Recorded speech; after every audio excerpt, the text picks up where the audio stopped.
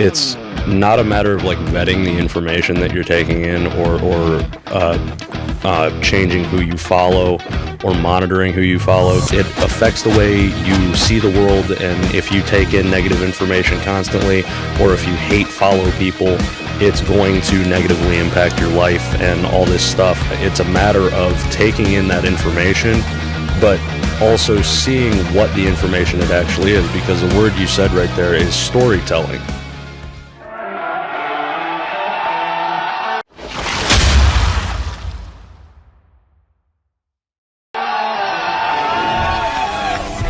Sit down, keep it real, and cut the bullshit. Welcome to Table Talk. This is Dave Tate with another edition of Table Talk to talk about whatever. So I will let Joe and Janis start it off. Okay. So I listened to the Justin Harris podcast last week, and actually something that we started to get into on that, or you guys started to get into, Dave, was discussion of kind of idols that people grew up watching, maybe superheroes, whatever, and how that motivated them. And we talked about it after the podcast, and you were like, yeah, that was really cool. We could have gone into that a little bit, but listen, like, we had other things to talk about.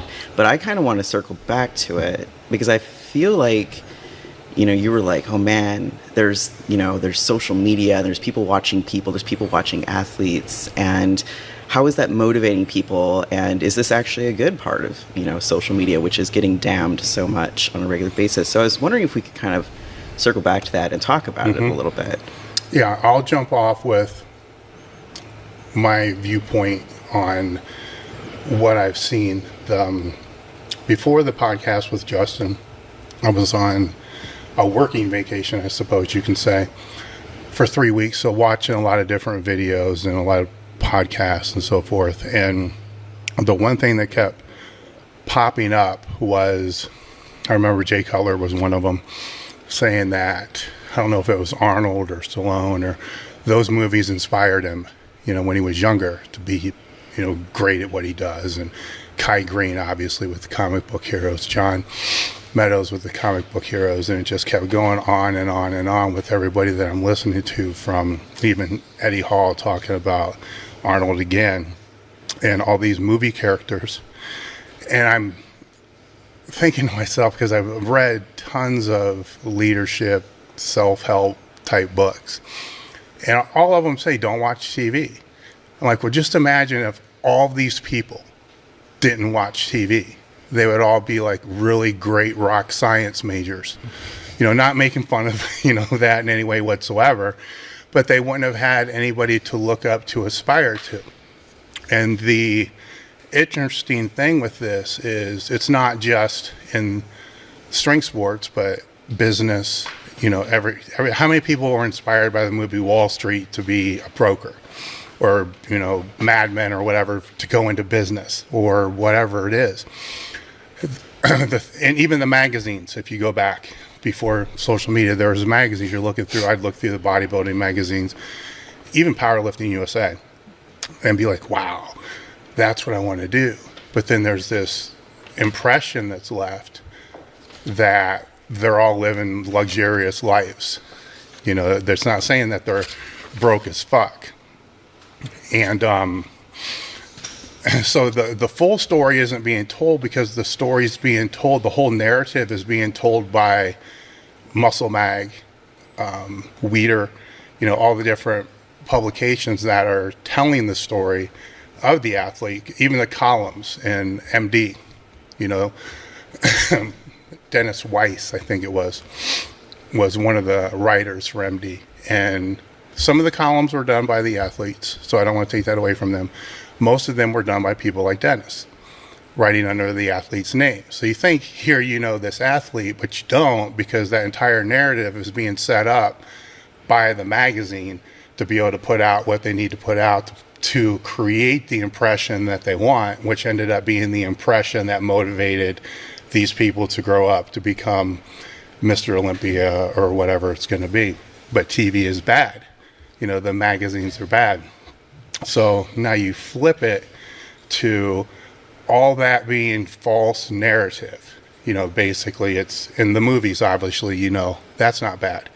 And the news cycles were long. So you didn't even know if, like, Arnold you thought was the greatest person in the world. Everybody wanted to be like Arnold. Then he, bangs the maid, gets the maid pregnant. And then everybody's like, oh, maybe that's not who I should be looking up to. With the exception of what Dennis Rodman coming out saying, look, dude, I shouldn't be anybody's idol. Nobody should look up to me, just not me. But they still do. But even back then, the newspapers, Sports Illustrated, ESPN, all the news, they were creating the narrative of who these people were. Would Jordan still be the number one, greatest of all time, had some of his shit popped up that we don't know? And so now we're in a day where we have that narrative being controlled by whoever the athlete is, which is social media.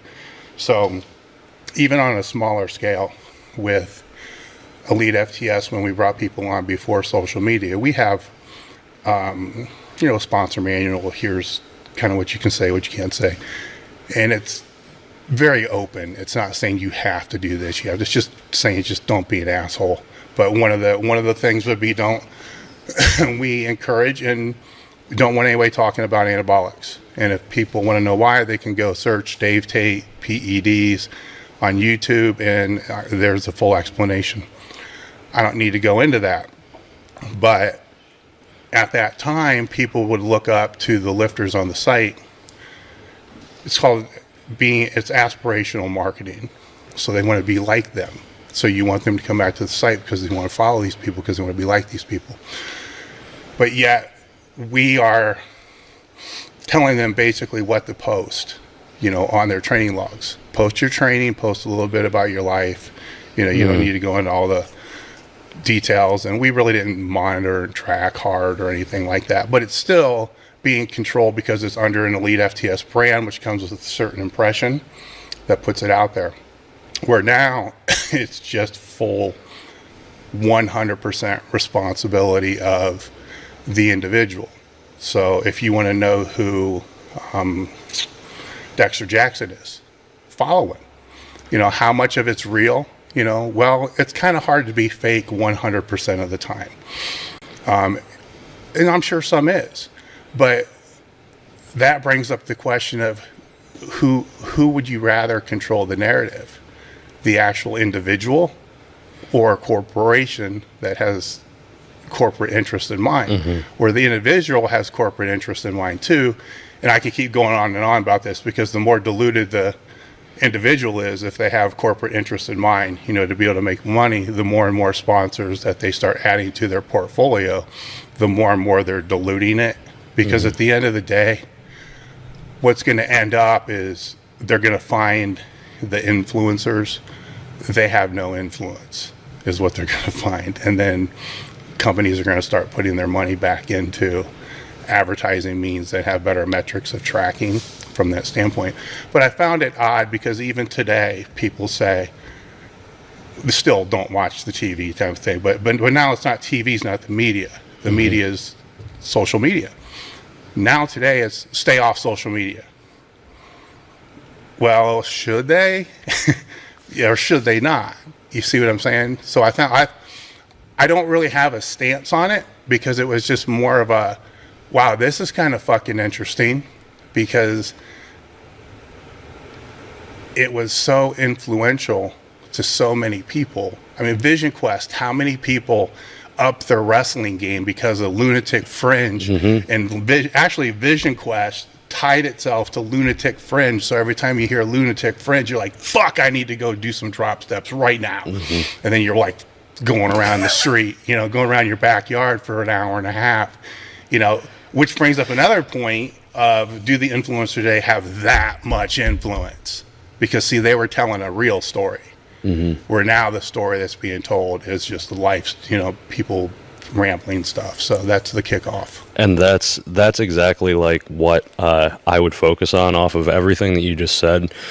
It's not a matter of like vetting the information that you're taking in or changing who you follow or monitoring who you follow, because I know a lot of people that are like, you only follow people that bring positivity to you, like control your social media feed because you are it affects the way you see the world, and if you take in negative information constantly, or if you hate follow people, it's going to negatively impact your life and all this stuff. And then you have the other camp that argues, well, I want to follow everything so that I know what is happening. I can see who I should be looking up to, who I should be striving to be like, or anything like that. But what Dave just said was it's a matter of taking in that information, but also seeing what the information it actually is, because the word you said right there is storytelling. I would say like TV, social media, whatever we can follow, the people that are like, stay off those things, don't watch TV, don't scroll social media. They aren't arguing to not do that. They're arguing not to look at the superficial versions of those things. Like, don't just watch reality TV. Don't just watch like talk shows. Don't just watch the stuff that is just a space filler. Don't use your phone as an hour of time just to do nothing and not follow anything. It's a matter of you learning and actually trying to get something off of it. And I can't really... There are positives and negatives to both sides, because some people are capable of doing that, other people are not capable of doing that. But I think, like Lunatic Fringe, that every time that song plays, I immediately think of Vision Quest. I think about getting my ass kicked in the district tournament, and then after the district tournament, driving back from like Brighton for 3 hours, coming back, and then killing myself with a workout in our weight set in the basement, and just blasting music because I was so pissed off I never wanted to lose again. And then I went 48-2 my senior year after that, and it was that I identify and I relate those things to the stories that I've seen. It's the storytelling. And like, I know you guys went into the comic book heroes and whatnot, but I know a lot of people my age, like the mid-20s, grew up with Dragon Ball Z, and like I immediately think my whole thing on like pride and ownership, and I am who I am, and I'm proud of it. I'm trying not to be prideful, but I'm trying to like respect what I've accomplished and know I'm capable of more. It's Vegeta. You guys probably have no idea who that is, but there are people out there that are like, holy shit, that's exactly what it is, and they identify with that because it's storytelling. It's not just a hollow intake of nothing for 30 minutes. It's following along and seeing and identifying that like that is or are characteristics that I want to be like. And when like with Schwarzenegger, he everybody looked up to him because I'm not saying because of this, but in Pumping Iron, it's like telling a story. It sets up two figures, like Schwarzenegger versus Ferrigno, and it portrays them in a certain light, and they want to, it makes people identify with either or. And then we see that he bangs the maid, gets her pregnant, like gets divorced, and it's like, oh shit, maybe we don't want to look up to him as much as we do. But that's the problem with either, not social media, but just people in general. We tend to only see other individuals in an idealized aspect. We see what we want to see. Think of any relationship you've ever been in. Think of your parents. Think of whomever. You see someone and you're like, oh, well, they have a good heart. But then they also might be a shitbag a lot of the time, you know? But then, oh, but they have a good heart. And then that's how you get in abusive relationships and stuff like that. And I know a lot of people are like the whole Larry Wheels thing, you know? And somebody asked me, like, somebody asked me, like, is Larry Williams ever going to be on the podcast? And I'm like, I fucking hope not. But I don't know. Like, that's so many people, and I don't even know if you know the entire backstory behind that, or if you do either, or not the backstory, but just what was posted. But his ex-girlfriend posted this thing, and it's, a lot of people are like, well, we need to wait to hear two sides. We need to wait to hear two sides. And it's there are so many people. He still has 1.4 million followers, and people idolize individuals and idolize the human being just for their athletic accomplishments. You can be a fantastic athlete and a piece of shit at the same time. You can be a fantastic person and be the worst athlete ever. Those things are not. You don't have to have both, and that's the problem with social media these days, is we can't really see that all the time. And because there is an aspect of faking it and just because you get to choose, the individual gets to choose what they want to put out there, they don't have to put everything out there. Some people do. Some people are very transparent because it helps them, and then therefore it helps other people. Like, I talk about how I go to therapy and how I make mistakes and all that stuff, but it's at the same time, I don't lay it all out there because it's personal, and it's a lot of people just won't do that because it opens up the possibility that they'll be hurt. So that's on the aspect, or on the side of the person actually posting, but then the people taking in that information, they're not going to see all of it. So if someone just posts about how they think they're the best in the world, they think they're going to succeed no matter what, they can do anything, and if you follow me, if you buy this program, if you come to this seminar, you can do it too. That's how you get cult followings, and you get people that are always going to support them, even if there's audio that comes out where it's like, I'll fucking kill you, you dumb bitch. And then they're like, well, we need to hear both sides. And it's like, do we really? Because I don't know about you guys, but I was raised in a household where it's like, if you said that to another human being, it doesn't really matter what they did to you. Like, if I that's how I operate, but I don't know. So it's just vetting information and realizing where the information is coming from, because we're all people, and not everybody is going to post all of their stuff, and not everybody is going to hear all the things that are posted either. I'll make a short statement and then let Janis talk. But you said it's how you were raised, and it's funny because this morning, because I kind of know what Janis threw out as her ideas yesterday on what we would be discussing. I was raised at a time where we were taught, you never talk religion, you never talk money, and you never talk politics.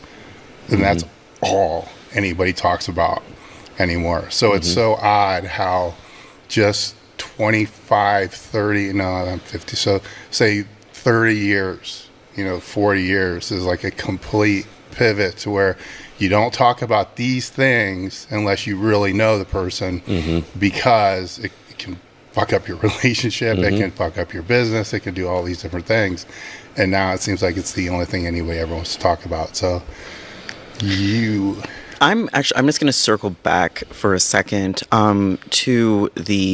specifically to the Larry Wheels situation, because honestly, when we're talking about idolizing people, when we're talking about ideals, that one was such an amazing example, and I hate talking about that because it's so clinical and cold, but of what I think we're facing, in a world in which we have, people who have mass followings, athletes, I'm going to say athletes who have mass followings on social media. What I ended up saying around that time, I actually wrote a little thing and I posted some stories, is like, okay, this guy, there's stuff that's come out here and, it's pretty ugly. I mean, I don't know if it's true, but the fact is, it's pretty ugly, and I am really horrified by it. And what I think is that, exemplary human athletes are actually a dime a dozen. I know that we're literally sitting on a podcast that wants to try to, elevate everybody to the highest level possible. So for me to say, okay, if you're genetically blessed, you're a dime a dozen. There are many, many, many actually human beings out there who have the physical potential to reach a really, really high level. Sometimes they do choose to do so, sometimes they don't. But so when that stuff blew up, I immediately, I gotta admit right now, Larry Wheels kind of bored me, partially because of what I'm saying, which was, is there anything else to you? You're not really putting a whole lot else out there other than these little physical feat clips, and those are a dime a dozen. I can find people anywhere who do pretty cool physical things, but what else are you about? So you get somebody who falls, okay? Like they're put on a pedestal and then they fall. They have something that challenges their place on a pedestal. And what I say is, like, if that happens and if you're severely disappointed in somebody, you don't have to, like, find somebody else who is an exemplary athlete, because there will always be exemplary athletes. But, like, what else do they bring to your mental sphere? Personally, I know that I understand the argument in the opposite direction. It's like, I just really like to watch cool people doing physical things that are super cool. I'm going to watch that. I'm like, all right, I mean, cool, you can keep doing that. But there's going to be, like, the next Larry Wheels.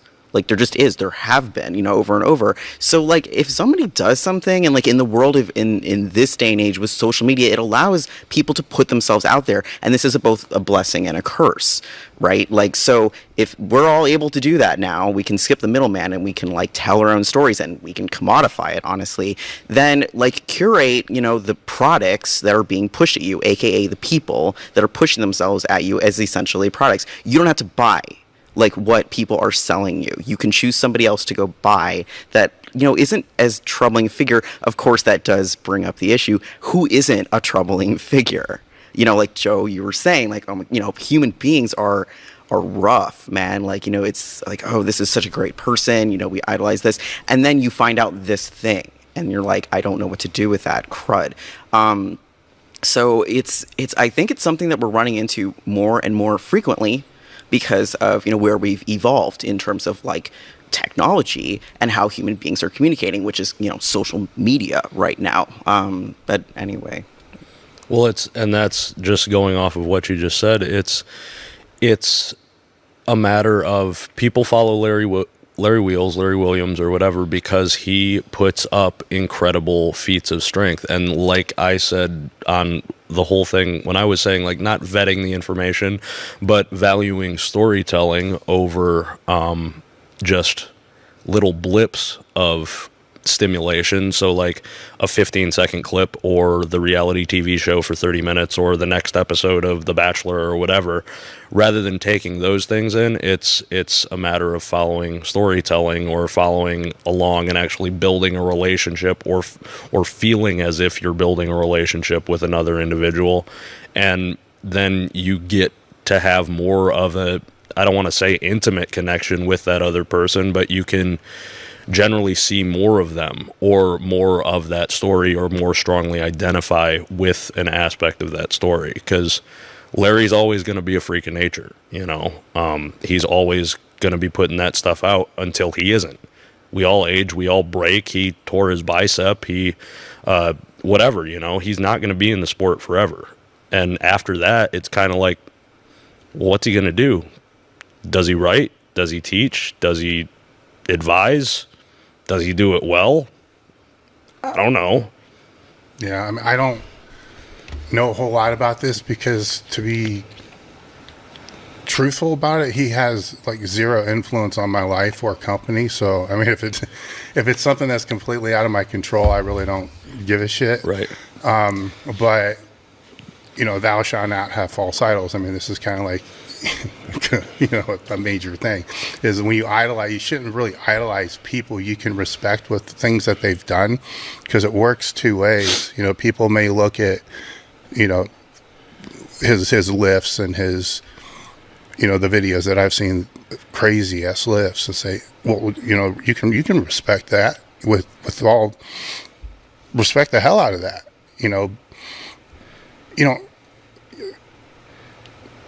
It's like people are saying that he's got these great lifts, so he's a great person. So it's like, nothing else about the person. But at the same time, that's really no different than saying, oh, you voted for Trump, so you're a piece of shit. Because of their political view, now they're one huge piece of shit. Or their view on just one political, say, I don't want new roads being built. I don't want to pay the school tax or whatever it is. So then all of a sudden I'm a complete total piece of shit because I don't want to pay more local tax dollars because it disagrees with somebody else. So disregard everything else about the person and only identify with them on this one issue, where that's where I think the social media allows people over a period of time, if you are following people, you can kind of get to see them a little bit more broad than when the narrative was completely controlled by newspapers, magazines, and so forth, because they were never going to show the little cracks. Like every now and again on Instagram, somebody's going to crack and say some shit or make some post, and then they're going to delete it and be like, oh, okay, but, you know, that's still that person. It's a piece of that person. But it's also a piece of that person that if they went back and took it down, that's a piece that should be recognized as well, you know, because we're all human, you know, and humans make mistakes. We're designed to make mistakes. You know, that's how you get better, is by learning from the mistakes that you make. But the one thing that I'd be interested in knowing, I'm sure it'd be easy to figure out, is do people, because when I was making the statement about the television, I completely forgot about talk shows and, you know, reality TV, and even back then the news was basically controlled by corporations buying what stories they were going to push, and get talk to anybody in public relations that's been around for 30 or 40 years and ask them how the stories got in the newspaper. You'll be surprised with that. But I did forget about that. So what I wonder is, time-wise, how much, because you had to turn the TV on, sit there. I mean, you had to make it like a physical commitment that I'm going to sit here and I'm going to watch this and I'm going to get up and I'm going to leave. And we know that people are on social far more than what the TV is, but by how much is probably astounding if we were to look at it, which is either more pollution or, you know what I'm saying? It's more pollution or more stimulation. Just depends on what you're looking at. So that's the whole other part there, because it's still, even if it's micro, you know, content, self-talk is a huge thing that I learned when I was wrestling. Just, you know, simple things that you say to yourself throughout the day. You catch yourself, oh shit, I shouldn't say that. You say this. All right. Where if you're on social, or all socials combined, whatever it is, you're on your phone, you know, all day long, you know, do you have any self-talk, or is it just what you're reading? Because you're processing that. You know, it's hard to process, you know, what you're consuming if you're really thinking about it. You know, if I'm thinking about, if you wrote something and I'm reading it, or you posted something and I'm watching it, I'm really paying attention to it. There might be a little bit of my own thinking going on, but that really doesn't go on until after there's a pause or you stop. And it's like, okay, let me process this. All right. Well, how much self-talk, you know, once again, it can be positive, it can be negative. It's, you know, based upon the person, but at some point in time, I think that there's not enough time with athletes, people that I know, you know, most don't take enough time to just be alone, you know, with their own thoughts, because it freaks them out. You know, it's sometimes people don't like to deal with their own thoughts. So it's easier to deal with the thoughts of others than to deal with their own, which I think is taking 5 steps backwards to making no steps forward. Essentially is where that comes. It's sort of, why do you think so many people, there are so many, everybody loves to share like those self-help infographics, where it's like, be mindful today, take a moment, blah, blah, blah, you know, like, it's just like the stuff where it's like, hey, practice meditation, be mindful. Like, there's a lot of accounts that I follow because I enjoy them. But how many of the people that read those things where it's like, hey, take 30 minutes and just sit with nothing going on in a dark room and just focus on your breathing? How many people actually do that? I would say less than 1%, because it's so difficult to do so these days. I work on my phone. Like what Justin said the other day resonated with me incredibly, where he picked up his phone and he's like, well, since starting this, I have 23 text messages and like 15 emails. And by the time we're done with that will double that. I deal with that too. It's very hard to get away. It takes a certain level of self-discipline and that mindfulness, because it's always there. but you also have to realize that you are always there also, and you have to be okay with just being with you. And like I make it a point every day, like we talked about this a while back, just going into the 90-90 position with my feet up on something and just focusing on my breathing and being there. Some days I'll do that for 2 minutes. Some days I'll do it for the longest I've done it is 40, and both of those lengths of time felt exactly the same. It's because you're stopping. You know what I'm saying? And you're controlling the information that you're taking in. You're choosing in that moment not to deal with the thoughts of others, and just dealing with and trying to control your own thoughts. And that's a fucking hard thing to do a lot of the time. I deal with a crazy amount of anxiety sometimes. I know Janis does too. And to actually have the ability, and I don't want to say discipline because it's not a level of discipline. It's a skill that you need to develop. But being able to do that is so beneficial sometimes. And it helps, because if you can conquer that aspect, when you come in here and like you're having a hard time focusing, like what's that you told me months ago, maybe even years ago now, where it's like, if you can't focus, like how long does a set take? 10 seconds. Heavy single takes 10 seconds. If you can't shut up and get out of your own head, put everything else out of it besides you in that moment and you with that weight, if you can't do that for 10 seconds, you shouldn't be here in general. It is the least demand. It is one of the least demanding things you could ever face in your life. And if you can't conquer that, you need to reevaluate where you're at and work on some other things before you even try to do anything like that. Or you get hurt. Yeah, exactly. So one of the missing keys, I think, that people, as they try to navigate, they're taking in all of this information. Dave, as you said, like they're just taking in so much. They're scrolling through things, taking in. Things resonate with them. They see these stupid like infographic, like I know what you're talking about, like, or they repost some meme or whatever. And they're like, and so it's not their words. They're just reposting it. They're doing this. They're taking stuff in, and then they're regurgitating things that already exist. The key thing that I think, if we're going to survive some of the more negative aspects of this so-called information overload, what I think a lot of people haven't really pushed themselves to do yet, and it's not meditating, it's not stopping, is actually taking that information, like taking time and creating like your own, output back into the world, because you're taking things in. And often it is the creation, like, taking stuff in and then taking time to create something. Here's the thing, I can't tell you what it's going to be.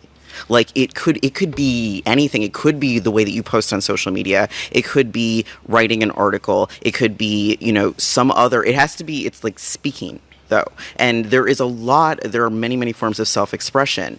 I think that actually is a key to, collectively, as we navigate a faster and faster information overload, situation that continues to occur with how, we do social media, how things exchange of information is changing. That's going to be one of the keys that is people are going to sink or swim with psychologically, because you have to force yourself to rest. Sure, shut everything off. I need to just like make everything quiet. But when we talk about processing, there's like a processing time. You'd be surprised at how the act of like creation, the act of actually standing up, because it's scary to do this. It is scary to like stand up and say something. It's scary to put things out there, but studied, acts of creation, and, people are like, I don't know what that means. What do I put out there? And I'm like, okay, a good place to start is if you do see something that you feel strongly about that resonates with you, the chances are that somebody else feels strongly about it too. So that's a jumping off point. Like if you encounter some piece of information somewhere, then, and you respond strongly to it, take a second and be like, all right, I'm going to produce something about this. And so this is the, I have an MFA, Master's of Fine Arts, and like, this is something I always used to say it was such a waste of time to get this stupid thing, especially because now I'm off in like the strength world, whatever. But this is actually something that's really, I'm seeing has a lot of value, because it's helping me understand how to navigate, my own psychology within, focusing on my lifting life, which is kind of my life. It just comes in and out of my other life. Like I have lifting and then I have my life, but lifting is never out of my life. Like I'm always coming back to it mentally. How do I keep myself sane with that and like with my lifting life and like my life that isn't lifting, and then like social media, like onslaught crud, which I get some good things out of, but some bad things. How do I where is the point where I'm like taking control? And my argument is that you take control by you yourself stepping up and creating things. And both, Dave and Joe, you both do this. I think you know that, but I do want to point out that one of the reasons that you have such a strong presence online or wherever is because you're doing what I'm talking about. So, and that goes to say, or goes to further what I was saying. Like it's being alone. It's shutting everything off. Like, yes, being mindful and being in that moment with yourself. But then what happens in that moment when you're alone with yourself? You start thinking and you can identify those thoughts. It's really difficult to do that sometimes. But then once you identify those thoughts, then you can actually be like, okay, why am I thinking that?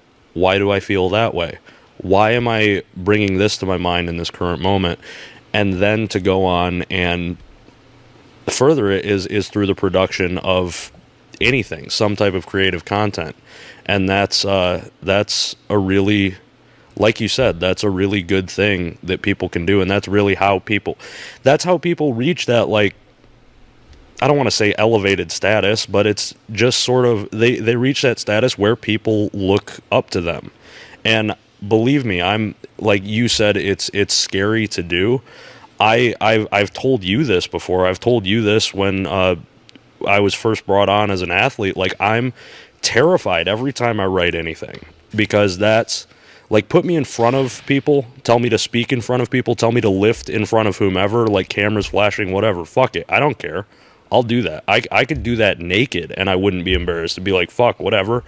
But to actually write and put my thoughts on paper or electronically or whatever and put that out, that is such a higher level of, again, intimacy. Like it's more open. It's more open for analysis, and it's a constant thing, so that it's much scarier for me to do that. And that's like, anyone who tries to come up with some type of individual content or something, some type of expression of their thoughts, whether it's writing, singing, music, drawing, whatever, it's hard. It's hard and it's scary, because it is purely you doing it.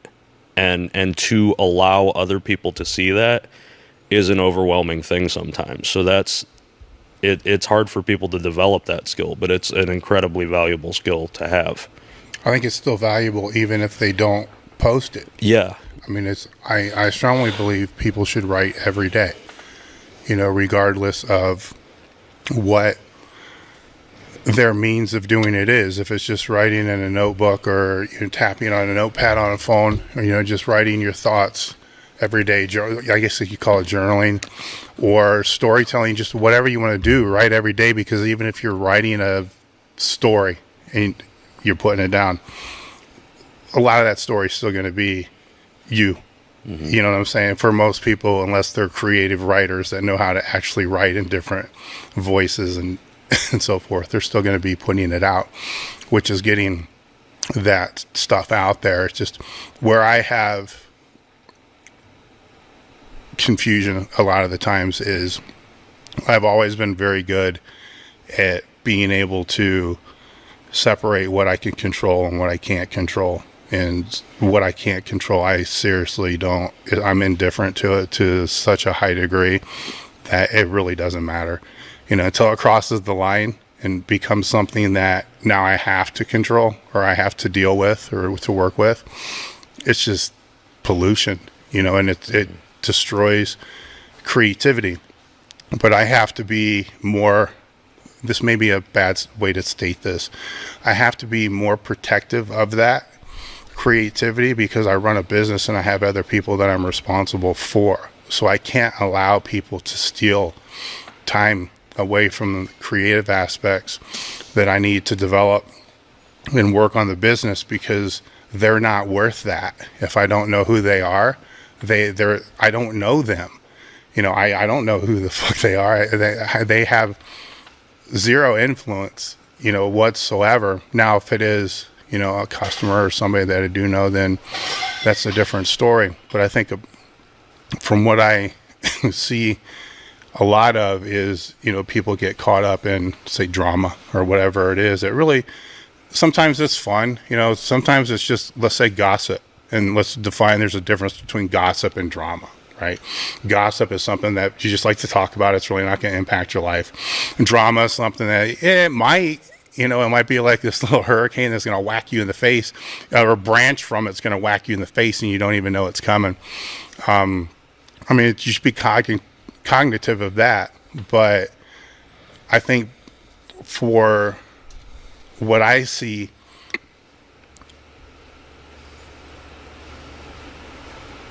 and I'm trying to think of the bigger gatherings where there's more people, like seminars and stuff like that, all the discussions drift towards really stupid, insignificant shit.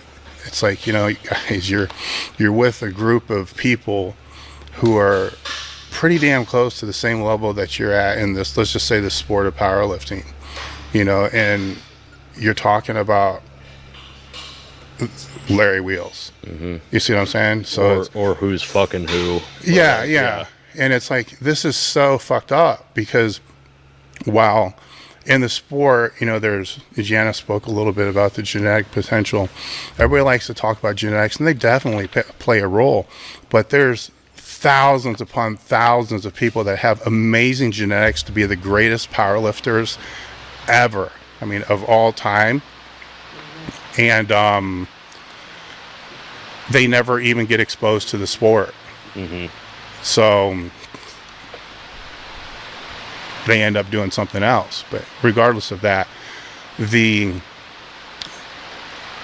where people want to look, they all want to look to see like what you're doing.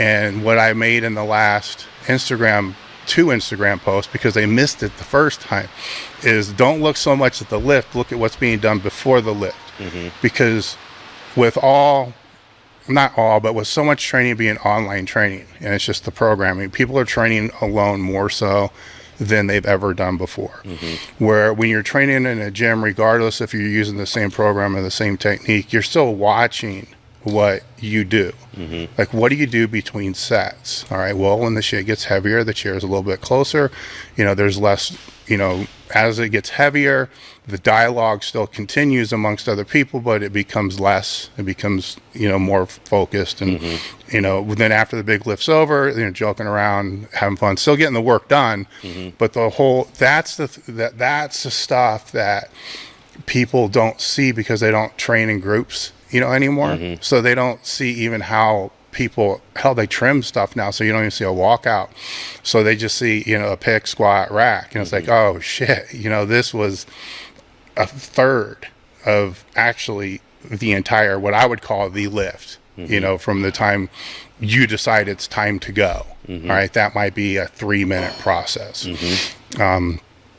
Then there's all the time before that, which is a whole nother story, but they're not even seeing that. So then what they see is, your aggressive state from the time you double wrap. So mm-hmm. by the time you crank down the second wrap and that's done, then boom, you're in that mm-hmm. state. So that's all they see on the normal video. Mm-hmm. Crazy Joe then lifts the weight. Then they go in the gym and it's like Crazy John, on every fucking set, trying to emulate it. Where mm-hmm. I think with so many people on social media, like John, the average class 3 lifter, needs to find like a class 2 lifter or a class 1 lifter mm-hmm. and befriend them, mm-hmm. follow them. I'm sure there's a lot of really fucking cool people that are working their way up the ranks that care about the sport. Mm-hmm. follow them, ask them questions. Because if you ask somebody who's been a top lifter for 5 years, a decade, or whatever it is, you've already overcome the things that a novice is going to have to overcome 10 years ago, 15 years, or, you know what I'm saying, 8 years ago, 10 years ago, you know, a long time ago. And you coach, so you know how to help them overcome it because you're doing it with other novices. But for that novice to befriend somebody that's just a couple notches higher, like 300 pounds higher on their total, they send them a question. First off, they're going to get an answer because the person's going to be like, oh my God. Yeah, somebody like, fucking says, you're asking me? Yeah. You know, my squat's not that good. It's only ranked like 60 or 70. But this dude who's asking, it's ranked like 390. And this guy could ask a question and then the other person say, you know what? I had that exact same problem last year. And then go out of their way to help them because they're flattered, you know, for one thing. And strength sports, helping other people reinforces what you know, and they're not going to get blown off, you know, because what I find is very frustrating, the number of people who I'll answer a DM from that I'm the only person that they've ever got an answer from. Very frustrating. It's like, you know, there's people who represent the sport that you can answer if I can answer a DM with all the other shit I have to do, you can answer a DM, even if you have to copy and paste a statement that says, look, I'm really busy. I apologize. Here's some of the websites that I go to when I have questions. And then put elitefts.com, obviously. And then, you see what I'm saying? Yeah, I understand, because we've talked about this before, where like, if somebody, because I had this happen the other day, not the other day, but a couple of weeks ago, you posted one of your Instagram posts. It was something about like passing it on, or you and JM were talking about what you lift isn't what people are going to remember you by. It's who you are and what you do are how people are going to remember you. And somebody commented on there and tagged me in the comments and was like, well, Joe, I messaged him, and after like two other people either trying to sell me a program or saying like I can't help you, I get paid for that, I'm the only one that went back, or I'm the only one that answered and said like I laid it out for him. And that made me feel good, but two, I went back and I looked, and all he asked me was like, hey, I just finished such and such program. I'm like 5 weeks out from my meet. I signed up for this on a whim. I really don't know what to do. It took the entire exchange took me 3 minutes, because I responded to him and I'm like, well, what'd you do? And he's like, well, I did this last week and I did this the week before. And I'm like, okay, hit your opener today, or hit your openers this week, do some back down volume after, do whatever on accessories. The next week, hit like between your opener and what you want your second attempt to be, and do some less back down volume, and then just do some triples the week after, and then deload that week, and then go compete. And he's like, okay, cool. And then he responded a week later, and he's like, dude, awesome meet. I love it. It was great. I love powerlifting. Got bit by the iron bug, whatever. And it took me like 2-3 minutes. And I get blown away when I hear people say like, oh, well, or when people come to me, like you said, and they're like, oh, well, you're the only one that answered me. You're the only one that really cared, because it's in a world where online coaching and online training is so popular, or so populated by individuals. I just wonder, like, what the fuck are these people doing? If somebody can't, if you can't take the time to answer just another dude that comes and asks you something, you know, even if they're not paying you, just give them a moment. Give them a moment of your day. And I know that it's from, I know both arguments, and there comes a time where like people will try to, you give them an inch, they try to take a mile. But at the same time, like, what was that for me, and what was that for him? It was a positive interaction, and it could be argued that it's like practice for me. Because if I have somebody come up to me, if somebody comes in the gym, and like each weekend we've been having like more and more people come in here, and if they ask me a question, it's just practice. You know, just speaking with another individual. If someone looks to you as a coach, or looks to Janis as a role model, or me as a coach, or whatever, and they come up and ask me, it's just allowing me to be like, okay, well, I can put it this way for this person. Might not resonate with that person, but I can put it this way. Okay, and if they don't get that, maybe I could put it this way. And it's just developing speaking skills. Well, it's also, by them not answering, it's poor business, right? So regardless if I had a business or not, I would still answer, my DMs. I may not answer all of them like I do now. I may do more copy and paste, of go to these different websites where it would be more website specific. My copy and paste now are basically article specific, be able to go here, and that's a whole nother conversation when I'll talk about when you can, because you said, people can be draining. If I send somebody an article which answers their question in full detail, and I know it takes no longer than 3 minutes, and they already hit me with 5 more questions before that article's over, they're done. And I'm going to tell them, look, obviously I'm not the person to help you. You should try to find somebody else. If you want to read the article, then hit me up with any questions you have about it. I'll be more than willing to answer, but I'm not going to deal with this, other stuff. But where it becomes bad business is who's going to be more likely to do business with Elite FTS? Somebody that read a post that I made that was like, wow, that was a cool post, or somebody that I actually DM'd with. That's a very, very simple concept, because one went from being a reader / follower to the other one being a relationship, a very small relationship, but a relationship with two entities communicating. So you have more likelihood of actually doing business when you're in a relationship with somebody as compared to doing business with somebody that you're not. The other thing with post is when you're in business, and this is what cracks me up with people trying to build the online training. They all want to make the best post, or the post that's going to create conflict or have the most comments or whatever it is.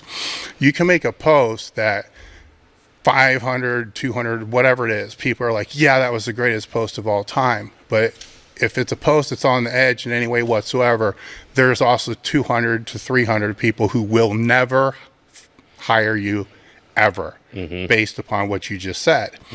So there's zero likelihood of you're going to lose a customer from a DM unless you're a complete dick.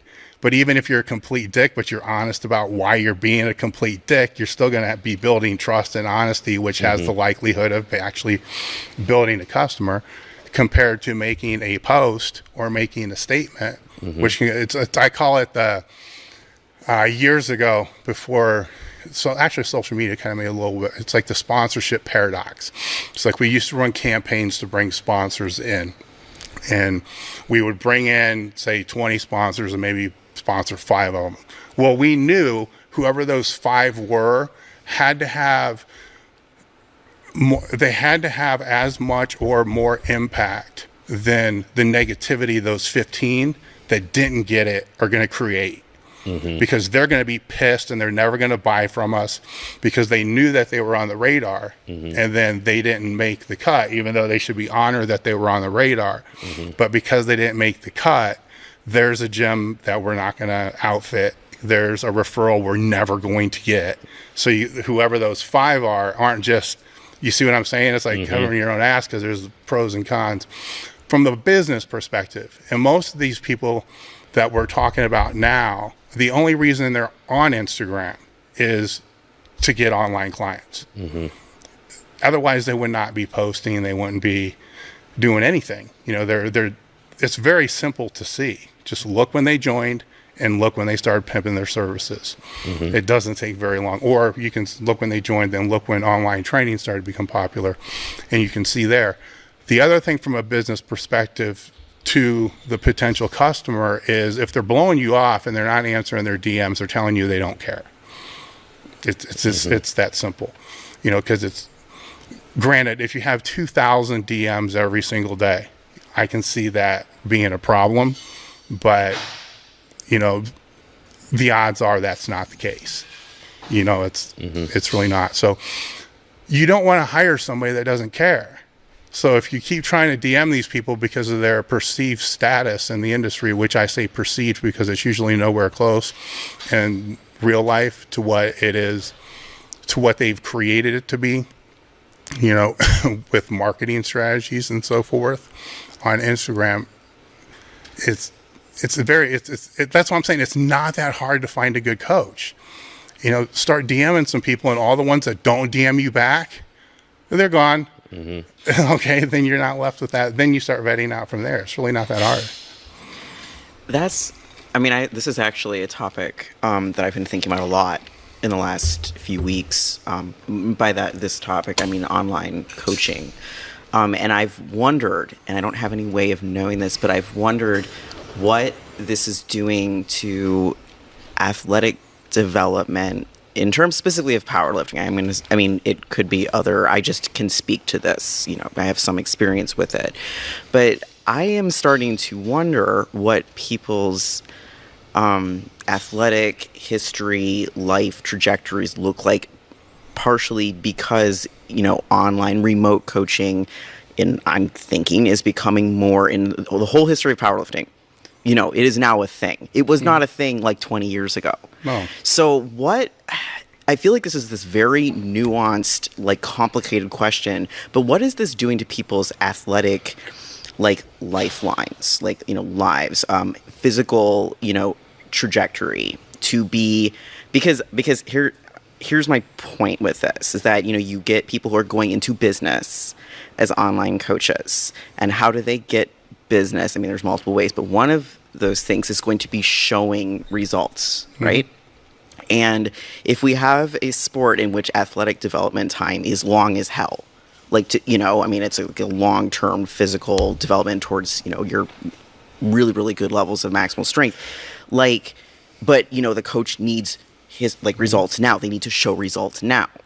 Then what you're getting is, I have a theory on this. I don't know if this is right, but what I feel like is happening, at least in some cases, is you get coaches who are doing these high volume, crazy, I feel like I'm right on this very confidently, really crazy, you're just going to pummel people with volume. They go into a meet, they got an X number of pound increase on their total. Look at this, yay for X client, I can use them as advertising.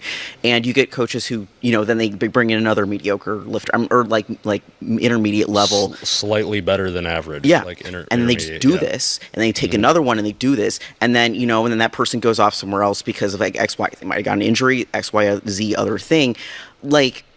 This makes me kind of think that if you take somebody in their athletic career, it looks different than it might have if we didn't have people turning to online coaching quite as much. If their coaching was happening from elsewhere, because is the way that people are making their living as coaching actually impacting how they choose to run their athletes' careers. I'm going to play devil's advocate. I'm going to take a side here that people wouldn't expect. Maybe this person never would have done a meet in the first place if it wasn't for the coach. Mm-hmm. So there would be no trajectory because they wouldn't have done it. And then you can think how much has this sport grown in the past 4 years? Yeah, what we do know is there's a big hole in the bucket. So people come in, come out, come in, come out, come in, come out. Yeah. And that has to deal with that. I know as an outsider looking into the whole thing, I've been vocal about this. I am not a fan about it. I think you need to be very, very, very good to even have marginal success as an online coach.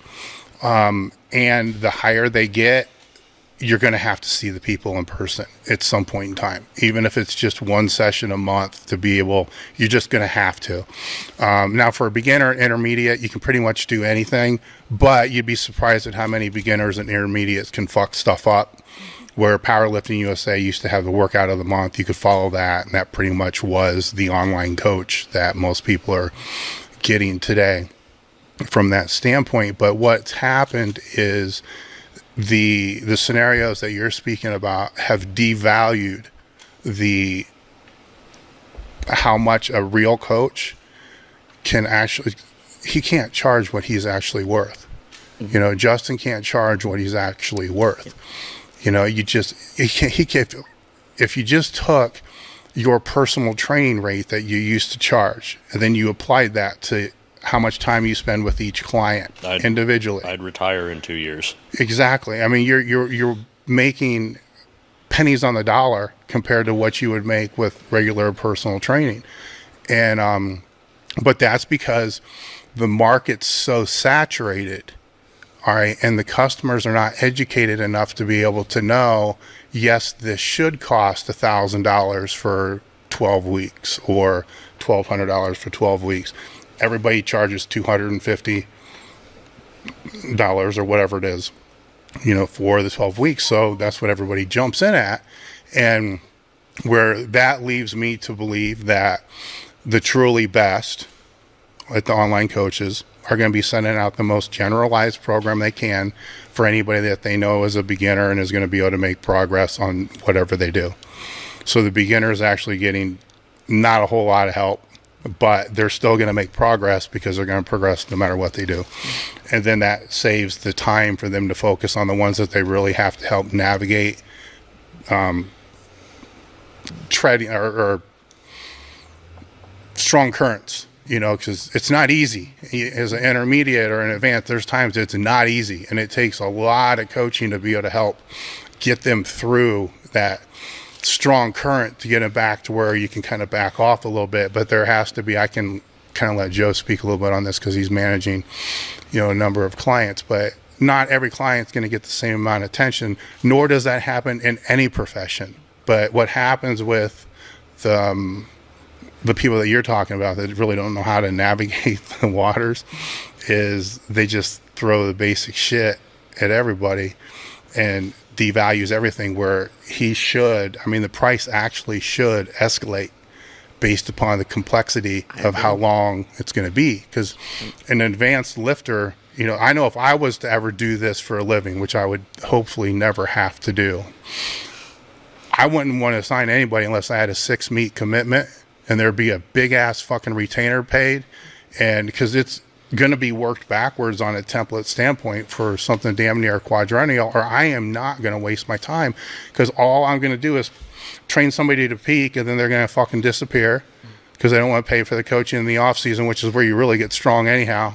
And that's where they need the most help. That's when they need pulled back the most so they don't get hurt. Yep. You know, and so all they're doing is, it's the same thing that's happened in bodybuilding since people were doing it with telephone and Polaroids. They're just peaking people for shows. And then when they really need to grow, they add the new muscle, they don't pay for anything, you know, they don't do it. So they come back the next year with no increase in lean body mass. Mm-hmm. So these people will train, have somebody help peak them for a meet, and then wait till 12 weeks out for the next meet. Say, okay, I got another meet. And you're like, okay, where are you at? And you're like, oh my God. You know, you can't tell them, but you're 10% weaker than you were last time. Yep. All right. So, well, that's it. If I were to charge like based on time commitment or like how much time I spent with each individual client, I have clients like Houston has been here, Wyatt has been here, these guys, Dexter, Tyree, those guys, I can just say like, do this, and they're like, hey Joe, I'm thinking about doing this. Don't do that. That's fucking stupid. They're already at the super advanced to elite level. They don't need a lot of help. They've been training for forever. We've been working together for forever. They know what to do. It's just me telling them what not to do. Mm-hmm. Don't do that. That's fucking dumb. Like, why would you even say that? But the other people who are the average to intermediate to like have 1,500, 1,600 total and could definitely make it to an elite total, but they don't really know. They've been training for like 3 or 4 years, don't really know where to go. Those are the people that I spend a considerable amount of time with, because and they're the ones that I want to drive out here just so I can see them lift. Like I don't treat it as a personal training session. And I actually had a person get upset with me a couple of weeks ago because I invited them out and they trained and they were like, well, I thought we were going to work together. And I'm like, fuck no. I have my own stuff to do. And if you wanted a personal training session, that's $150 an hour. And every minute after that, you're getting charged more, because I will work with you, but that I don't want to just. The reason I don't do an incredible amount of in-person personal training, or I don't have regular clients I see every week, because I hate the whole okay, we're going to take you through the warm-up, we're going to take you through the workout, going to have short rest times, you're going to sweat, it's going to be good, we're going to do a little circuit, then you're going to do the cool down, and it'll be great.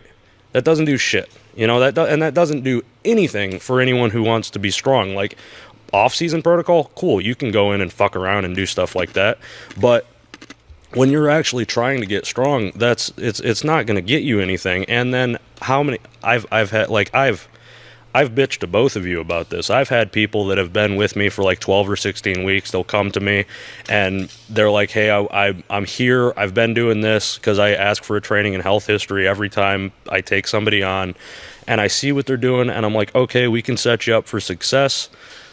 But I'm very clear with everybody. I want a longer term commitment, because that's how you actually make the most progress, the most gains. But then how often I will, and I know there are people that listen to this podcast that have done this to me, where they'll hire me. I'll peak them into a meet for 12 or 16 weeks. They'll hit a PR total. They'll go 8 for 9, 9 for 9, 7 for 9, whatever, and just smoke all their previous bests. And I'm fired the fuck up about we're going to go into the next year. It's going to be even more than that. We're going to just start hammering shit. This is going to be great. And then they go to somebody else because they're cheaper, because they have an idea of what to do now, or they're just going to do their own thing for a minute. How frustrating is that? Because it devalues what I do. And like you said, there would be no possible way for me to charge what would actually be necessary to charge for $1,000 for 12 weeks, because no one would pay it, because I know that there are individuals out there that charge $100 a month, $200 for 12 weeks. Guys that charge pennies on the dollar because they don't care. Mm-hmm. They don't give a fuck. It's just an extra thing. It's their thing so that they can pay for the extra fucking Anadrol going into the meet. It's their thing so they can pay for their flight getting to the meet. The special on coaching, hit me up, because look at their training protocol. They're 4 months out from their next meet. They want to pay for their cycle. They want to pay for their flights. They want to pay for whatever the fuck, and it's frustrating, but I don't know. It's one of those things. I don't want to go back to the cliche of the cream will rise to the top, but it kind of tends to happen after a while, because the same thing with social media and people putting their personas out there, you can't really fake it all the time, and people start to pay attention. But I don't know. Well, it's with the main marketing means for online coaching being Instagram, but it's really not. The main marketing means are referrals. Everybody skips that big thing. Most of your clients are coming from the clients that you currently have. But it's hard for many people to keep up the post. You would think, oh yeah, Instagram is just posting shit. But no, it's not. You have to, I'm not saying you have to be an expert at Instagram, but you have to be consistent. You can't post for a few weeks and then not post for 5 weeks and then expect that you're going to build a clientele. It's if you're building a business, if it's not online, just any business whatsoever, and you're using social media, you have to have some degree of consistency, or just don't do it, because they're going to see through it. Don't commit to something that you can't follow through. And then, because they'll start out, you'll see great posts, maybe infographics and long micro blogs and all this other kind of stuff. Then you start seeing pictures of frogs, dogs, and cats and just shit like that, and that's all it is. And because they realize, fuck, this takes time. It takes 15, 20 minutes to actually put this, for them, maybe an hour and a half, to be able to put a thought out, and from that standpoint, the cream does rise to the top, but the problem is the bucket's got so many holes in it that big, if the bucket, the sport would continue to keep growing instead of just staying where it is, and people coming and going all within a year, this problem, so to say, would kind of resolve itself as all business does, to where the best businesses will separate themselves based upon brand identity, whatnot. But when more than half of the sport, I bet, are all brand new, then the person who's going to monetize the most is going to be the one that's going to figure out how to take advantage of the newest people coming in and how to train the most in one time, you know, and how to sell the most programs at one time and be able to have launches of 300-400 programs, because they don't give a fuck about the second program because there won't be one. Exactly. You know, so that's where your morals, your values, you know, your business philosophy, that's where it all kind of comes into play on what game you want to play and who you want to compete with. Because if you want to compete on the longevity of creating the best lifter or getting the most out of the lifter that you're working with, you can't play that game over here. If you try, you're gonna your quality and service is going to go down and it's going to suffer. You know, at the same time, it's frustrating because you'll see these guys over here making 10 times as much. Right. But, you know, they are trends and fads. So over a long period, it's not really 10 times as much because you'll be around 10 times as long. So just thoughts. And I think there are good ones to be putting out there for the consumer. You know, talking, you know, okay, what does it really look like to be an effective coach? And when I say effective, I mean you're making stronger people. And how long does that take? That takes a while. So what we're doing right now is we're talking about that, and we're giving people a little bit more, hopefully, of a blueprint to, like, okay, I'm going to select somebody to work with, or this is what I'm going to do with my coaching for this sport that I'm involved in right now and hopefully for a long time. What is it like? What do I really have to look for? And it's not, I mean, it's harder to judge that than I think everybody thinks. And I think there needs to be discussion, because this is like a relatively new, as I said earlier, this is like a relatively new way that people are, you know, doing things. You know, running their own training, you know, the sport is going. I mean, it's growing. The sport is growing, as we say. But, like, what I don't like is the retention, right? The bucket situation. And, you know, I have a lot of people who follow me and a lot of people who I say are, like, intermediate lifters, because that's like, the bulk of what people are going to be. And, you know, those people, what I want to do is help them, honestly. I'm not a coach. But, you know, I put my training out there, and it makes me happy to help people. So when people reach out to me and, you know, they ask questions like how to get better, I'm not satisfied with this thing. What I keep coming back to at this point is that everybody, including myself, by the way, and, like, I think more than I think, everybody needs to basically take however they're thinking about, you know, their involvement in strength sports and add, like, 3 years onto it. Like, the way that we are thinking about this in terms of time is everybody. I mean, even coaches, but definitely coaches who are looking to make a buck, a lot of bucks versus a buck. There's a difference. Like, everybody needs to like back up and be like, I need to think about myself as a body, and the body has limits, and it's fun to go and get PRs and meets, like, and I know that's what's going to keep people doing this, but the problem is your body only has so much of that to give. Okay, it puts miles on your body. Eventually, you know, we all know if we all just go and do a meet every other month, which some people try to do, most of us are going to hit a wall. But, you know, so it's like, how do I stay doing this? How do we get people to stay doing this when sometimes they're running into walls, you know, even just doing it normally, even not doing a meet every other month. And I think that's where actually, you know, social media is allowing people who have been doing this for a while, you know, for more than 5 years, for example, but, you know, definitely 10 years or more, like, it allowing people to be like, if you're willing to do it, to be like, this is what's not easy about my involvement in this. This is what hasn't been easy about, you know, doing this. This is where the slowdowns have been. This is, you know, where I'm struggling, but I'm I'm still here, and this is how I've stayed here, and this is how you can stay here too. I'm showing you, I'm going to put myself out there. Coaches, how do you talk to your clients so that they can deal with like the slowdowns? They can deal with the slow trajectory that actually, like, you cannot deny that actually is the sport. I don't care how you speed it up. And by the way, any way that you speed it up, you're going to pay for. Like your body, the body always wins. So you're going to pay for however you speed this up or try to. And you're not going to be able to after a certain point. So, like, how do we get our minds to sync up with the fact that our bodies are, like, only going to go so hard for so long, only going to PR so much, and how development is going to slow way the heck down? Like, what can coaches do? What can our relationship with coaches do to keep people? I mean, I'm speaking for the consumer. I'm not speaking for the person trying to make a buck. I gotta say. I think that's up to the coach and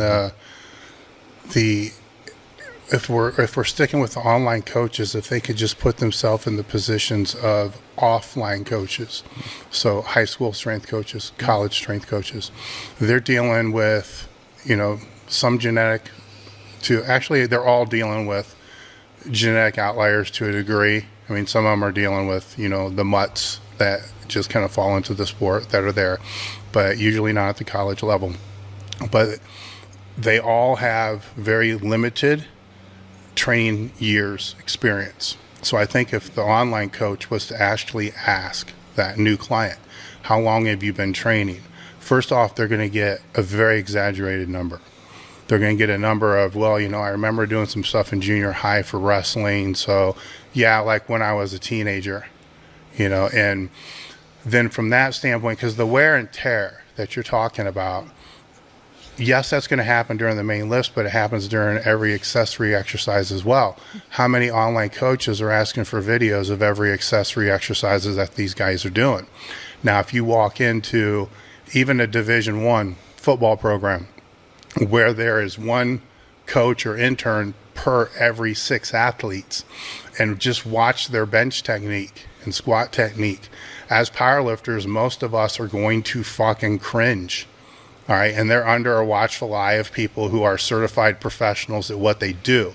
So I'm not going to sit there and say that they suck as coaches. They're dealing with people who have very, very limited training experience and very limited experience moving their body in tight positions throughout space. As an athlete, a football player, you don't jump for a pass in a tight braced position. They're conditioned to play loose and move. So now you're putting them in an environment and saying everything that you've done your entire life to be great, we have to do backwards. All right. And so I think the same things are there. It's just what I think gets overlooked are the accessories, because that's going to, for some programs, if it's a conjugate program, that's 80% of all the work being done. That's never being looked at. So for a beginner, I could make the argument that that might not be how you want to train if you're going to go an online route. You might want to go something that's more 100% specific, just based upon the main lifts and the a couple accessories, and then just do the same shit over and over and over and over until it's done correctly, and then branch off from there. But if the coach isn't even intelligent enough to understand the discussion that we're having, and this is a very simplified, easy to understand discussion, but I personally know people that are doing online coaching that wouldn't have a fucking clue what I just said. All right. They shouldn't be, but that falls back on client education again. So that's up to the people who are in the industry to be able to help provide that client education free from ads. So if you're an online coach, help other people decide who to pick as an online coach, because I'll tell you what, you may not jive with a certain person, but that doesn't mean that that person's not a good coach. Mm-hmm. Now, if that coach you don't jive with says, I don't think this is really working out just personality wise, then refers you to somebody else that really works out, guess where your referrals are going to go? They're not going to go to the coach that you're currently working with. They're always going to go back to the first one because they put your best interests first. Mm-hmm. This is personal training 101. So it falls back on the coaches, instead of branding themselves, branding the actual service, and how they're all afraid to tell people how to pick a coach, because they don't want to look biased, and too cocky, or they really don't want them to know because they don't want to get exposed. So, we have articles that are on the site that you can just type and search, and it will give you my biased view, on what to look for. But everybody's view, is definitely going to be biased. I can say if a coach isn't willing to give, and this is kind of throwing a lot of people under the bus, but fuck them. If a coach isn't willing to give some type of money back guarantee, fuck them, don't hire them. It's that simple. Are you going to get fucked? Everybody thinks they're going to get fucked. Oh, if I do that and I'm a coach, everybody's going to want their money back at the end. No, not if you did a good job. If you did a really good job, they're going to try to find a way to thank you. They'll buy you a t-shirt. They'll do something to be able to thank you. They're not going to do that. Will you get fucked every now and again? Maybe. But you know what? When you decided to work as an online coach is the same day you decided to have your own business.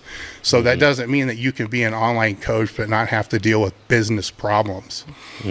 Customer service is a business problem. It comes with the territory. You can't have, it's like they want to have the best of it, or bring all this money in, semi-cash, do this, but not pay taxes on any of it. Well, taxes are part of a business too.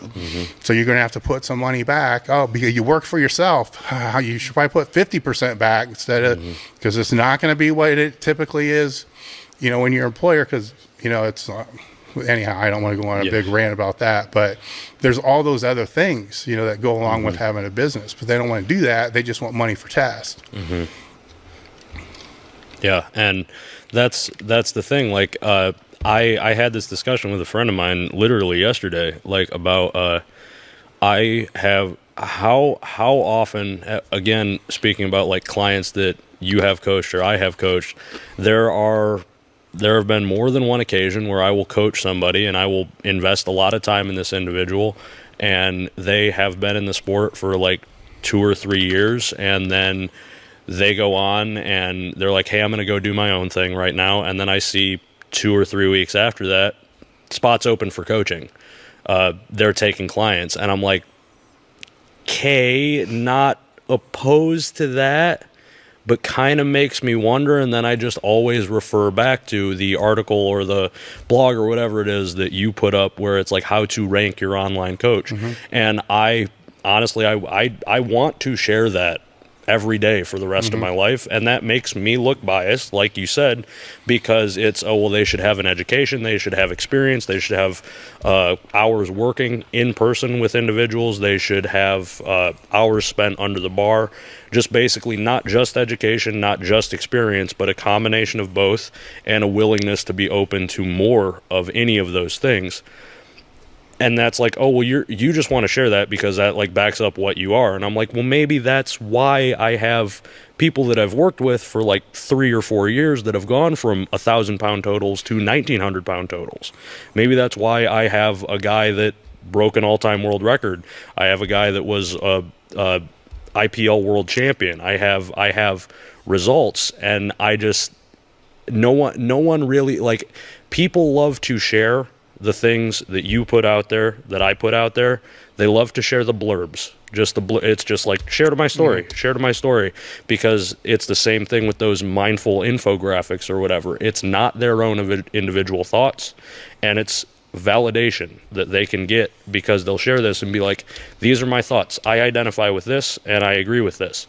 But how often do those same people that have a propensity to share those things, how often would they share it if you put out, these are what you need out of an online coach, these are what you need out of a training partner, these are what you need out of whatever, because it's calling some of those individuals out because they know in their heart of hearts that they don't fulfill those needs. Well, that's a good thing, because it brings up, going back to posting on the social media stuff. First, the ranking thing that I put together, if you look really close, if you've never powerlifted before, you're still a good coach. All right, so the only place that's fucked up, and it was Mike Tushinger who pointed this out to me, is nowhere on there do I ask, does the person coaching you have experience working with a beginner? All right, that's important if you're a beginner. And he learned this because he kind of used my thing to try to find a guy to help him with MMA. So he found somebody that fit every criteria, but the guy really hasn't worked with a beginner forever. All right, but the what you're talking about with them sharing posts, I made a post.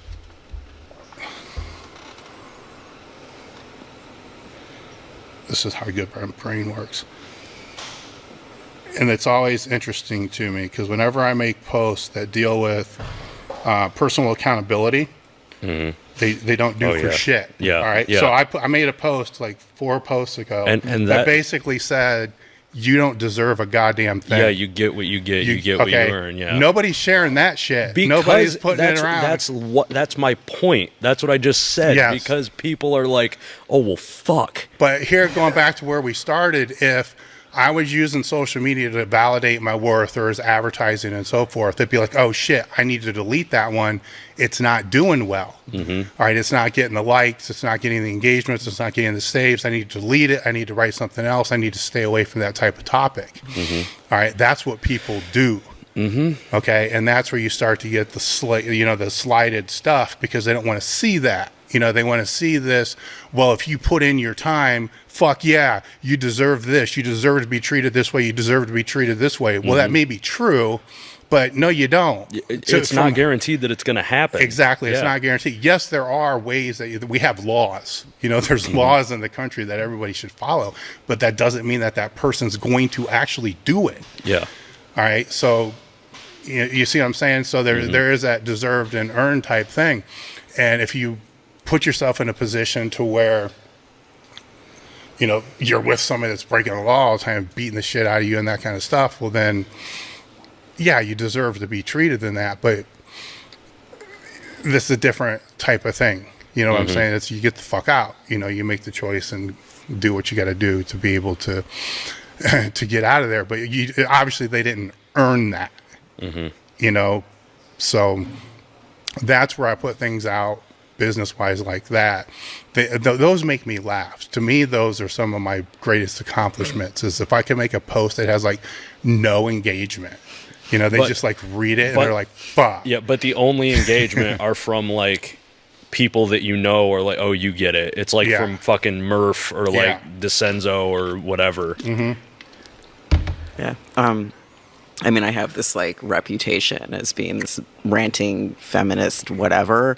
And I guess maybe I shouldn't. Maybe there's a reason for that. Exactly. But I love it. I mean, I just, I'll just periodically just put stuff out there. I'm like, people are not going to like this. People are not going to like this. And I don't care.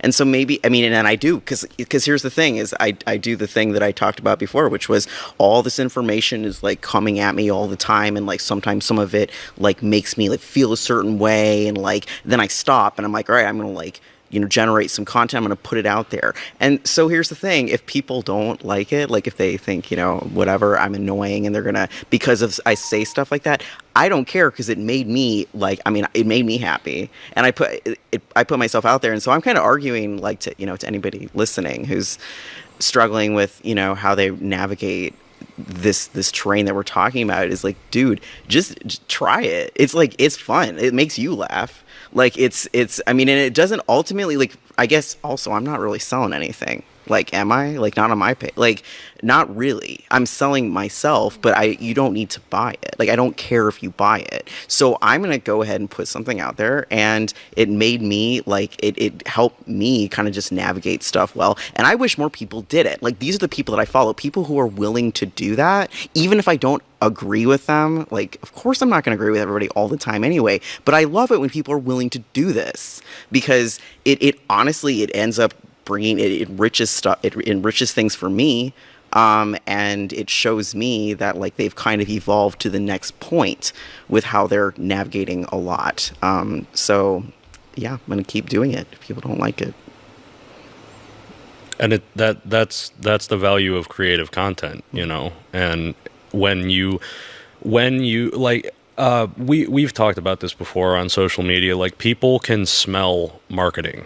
people can smell when they actually when someone is trying to share something just for the engagement. Like how often have any of us seen the post where someone will write a pretty good long caption, but then at the bottom they're like, what are your guys' thoughts? Or like just like leave a comment about blah blah blah. It's like you don't have to share, you don't have to say comment, like, and subscribe at the end of every video, because if it's good content and if it's good creative content, people are going to do that. You shouldn't have to encourage them to do so or just use hot button topics to have that happen. It should just happen naturally. And that's another aspect of like what not vetting of information, but just sort of identifying what the information is on social media that we are consuming as the consumer, that we're consuming, and as the content creator, what we're actually putting out there. So I think it depends too on what the long-term objective is, because a lot of the more professional long-form marketing that we look at and laugh obviously works, because I know people that are making a shit ton of money selling programs based upon that kind of crap. Mm-hmm. And the frustrating part is they know it's crap. They're paying to have it written knowing it's crap. They're posting it knowing it's crap, but they don't care because it's going to sell the program and it's going to make money. But their long-term objective is not to be able to do this for the next 20 years or 15 years. Their objective may be, I want to get in here, I want to get out within 5 years, retire, never want to work again. Mm-hmm. So this is other stuff that customers need to vet as they go through, because it's business. It's business operates in many different facets and many different ways and many different styles. For instance, we use outsourced manufacturers to the best manufacturers I could find, and I want people who are really fucking passionate about building strength equipment, and then give my input to be able to create products for the strongest athletes in the world. I don't want to be the person walking the floor trying to tell people. That's not what I do. I have the ideas on what I think needs to change, and I let them figure that all out. Now I pay a percentage for that. I could very easily get a loan, set up shop, and deal with that. But now there's more employees I got to deal. I mean, there's pros and cons. One of the pros is I'm going to make a lot more money. Mm-hmm. Because now it's all going to be in house. And I could create jobs. I could mm-hmm. create 60, probably 50 to 60 more jobs just within the next year of doing exactly what I'm saying.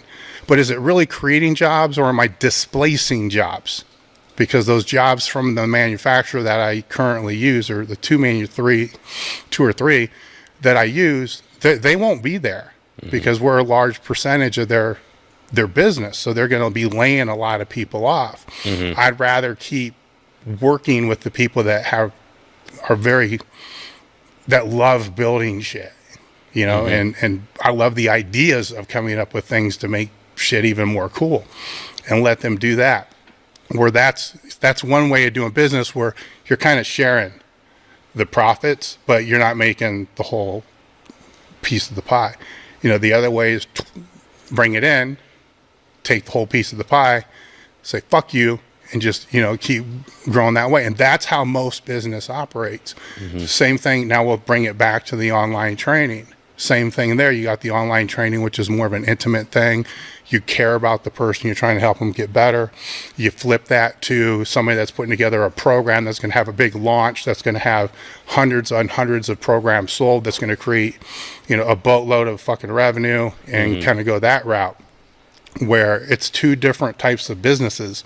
And as business owners, you can't get frustrated because you made your choice. Mm-hmm. Like, I can't get frustrated because competitors that manufacture and sell their own shit directly out of their own place, I can't get frustrated because they're making more or doing more, whatever it is. It's a choice I made. Mm-hmm. Where the online trainer can't get frustrated about the person that's going the other route and selling all the books, because that was the choice that they made. As long as, where you can get frustrated is at the frauds. right? And that happens at all levels. So, you know, even in the strength industry, you got people that are import only, just bringing in the cheapest shit, you know, knock it off left and right. While that competes with anybody, it hurts the direct, you know, manufacturers that sell direct. It definitely hurts them probably more than it's going to hurt us, but it's still bullshit, you know, because it's hurting the whole industry as a whole. Where in the online training sphere, you have, you know, the jokers that we were talking about that just set up camp after getting your program for 12 weeks and they think they know what they're doing and they're just going to set it up and just put it out there. You know, that's bullshit. Where at the same time, you got people that will go find an ebook from 20 years ago, basically re-engineer, rewrite, you know, recraft and repurpose the whole thing. Slap a label on it. Hire a copywriter, knock the copy out, you know, build their name over a period of 4, 5, 6 months with creative content. You know, on social, boom, have your launch, you know, pull in whatever they can pull in. And then basically they're done for at least 6 months, a year. And then they can try to do it again. But it's funny if you watch some of these people, because every time they do something like this, especially if it's strength related, those are the ones that I seem to see happen more frequently. It's always like they're always putting 100 pounds on their bench. Like, man, this program put 100 pounds on my bench, and then like 2 years later, man, this program put 150 pounds on my bench. So now you're up 250, and I know you started at like 200, so you're like a 450 bencher, but I kind of see what you're lifting, and it ain't fucking 450. In the next program, you're going to be fucking 600. You're 2 programs away from an all-time world fucking record of 745 or some shit. Which is happens. I guess it's again, you can't get frustrated about the decision that you didn't make. Does that make sense? You know, you can be, because it takes anything that steals your creative time.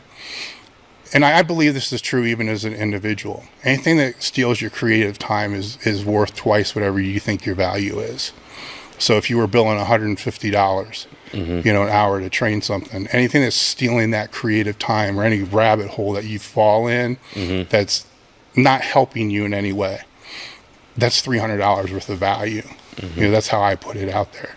You know, and you can go down negative rabbit holes, which is fine, because you need to see other points of view. You should understand other points of view, you know, as long as it's just not crap, you know, because we are different. Everybody has different points of view. Each generation have different points. You know, it's just, you need to know that type of thing. But so there's that rant, whatever that was about. Yeah, and then that can go back to what we were talking about, vetting information and vetting the stuff that you take in. That's an argument for having going against or having different viewpoints to view.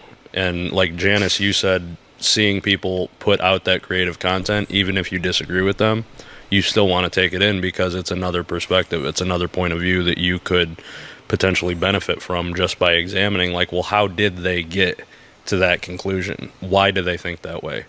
Why do they go that route as opposed to the route that I've gone? Yeah, as long as they're presenting it in a way that makes you think. Yeah. You know, if people are just ranting and raving about whatever, like, this is bullshit because powerlifting needs to go back to the old ways. Like, get out of here. You know, start giving me some points. Yeah. And it's like, ooh, fuck, that makes a little bit of sense. You know, make me think. You know, people today, they don't want to think. Like, make me think about something. Dude, you know? and that goes back to what we started off with, where it's like, what type of information are people taking in? Where it's like, is it actually thought-provoking, or is it just scrolling? Is it just the reality show? Is it just I'm going to watch this for 10 seconds because it's going to fill my mind with noise because I don't want to fill it with anything else? Yes. Yeah. I mean, what happens if we don't think? Like, what is the easiest information to get in? Like, what's packaged to us to be easily, pleasantly, like, ingested information? Advertising. Yeah. And here's the thing, like, there's so much now. I mean, it's almost like we've all learned how to, like, be little mini advertisements, without realizing it. This is something that I've seen a lot. Like, I can do it. Like, I feel like it's just this, I see everybody do it without, I think, even knowing that what they've done is they've learned how to speak in advertising speak. They're not even necessarily advertising anything, but it's like people, are like, okay, I want somebody to like me. I want whoever is ingesting what I'm putting out there, I want them to like me. So it all comes back to, like, if you are advertising something, you want people to like what they're hearing. So if we're going in autopilot and we're not thinking, which means navigating something that you're not, liking so much, if you get some piece of information, if you get some viewpoint, if you get some difficult to deal with, series of pieces of information, that's just so much harder to deal with than advertising speak. But the problem here is if you don't push yourself to the level at which you're questioning, what you're hearing, and you're like, hey, listen, I think this might be advertising speak, then you're going to just take whatever somebody gives you. Like, it comes back to taking responsibility to take the time to mentally process the information that you're getting and ask if it's advertising speak, even if it's not directly advertising. Mm-hmm. So that one, I just feel like that's rampant. Like, this is much more insidious. This is like an entire issue of social media use, of other, just human exchange that nobody questions as much as they should. I think it's just all wrapped up also, depending on, do people feel, if you're offering a product, even, if you are advertising, do you feel how do you want to, is there a push-pull between I want to be able to look at myself in the mirror tomorrow, or I want to make a lot of money? And so sometimes I just wonder, there seem to be a lot of people who don't care if they can look at themselves in the mirror. I'm serious. And then there are people who are I do, I want to be able to look at myself in the mirror. And what's the point at which somebody hits this, they don't care anymore if they can look at themselves in the mirror. I know you're just where are you going with this? But I just, man, I see this so much. And I'm I know that if somebody were to put you in a chair in front of a little trial situation, and they were how can you justify this? How can you justify ripping somebody off in this way? I'm just really fascinated by how people find ways to justify ripping people off in an online coaching situation, which isn't sustainable, for within powerlifting or wherever. And I think these are things to, once again, relate back to somebody who's listening to this. This is the crap that you have to be asking yourself. This is when you're getting information shot at you from anybody, from anywhere, if it's is this going to be good or bad for me to ingest as media?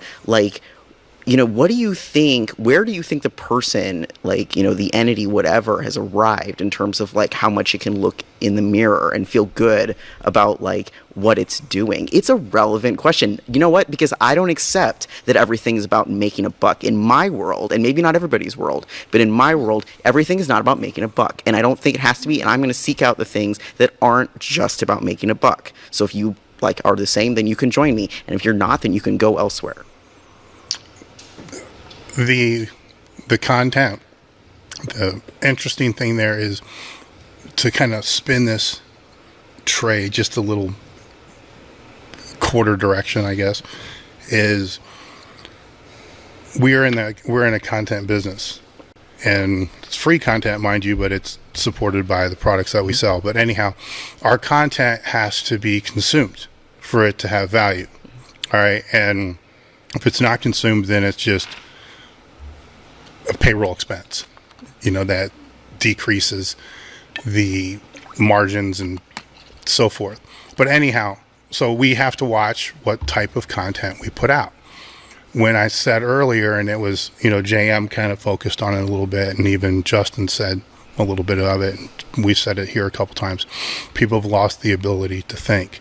If I look at the content, and if people look at the content that's consumed the most today, across the board, microblogs, short blogs. All right, so you're talking Instagram of 2,000 characters or less, Twitter, which is dealing with even less characters, and long form podcast. So what we're doing right now. Mm-hmm. oddly enough, something that can be digested very fast, with, a scroll, micro content right there, many hits a day. So something that can be consumed while waiting in a grocery line, at a stoplight, wherever, fast, consumed. And then long form content, something that can be consumed if you're driving for a long distance of time, something that can be consumed if you're doing data entry type work at your job. Mm-hmm. So content that's curated and made to fill places where people would typically think is the most popular content that's there now.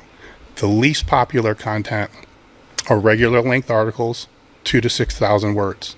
Nobody wants to spend the time. And when you read an article, think about this.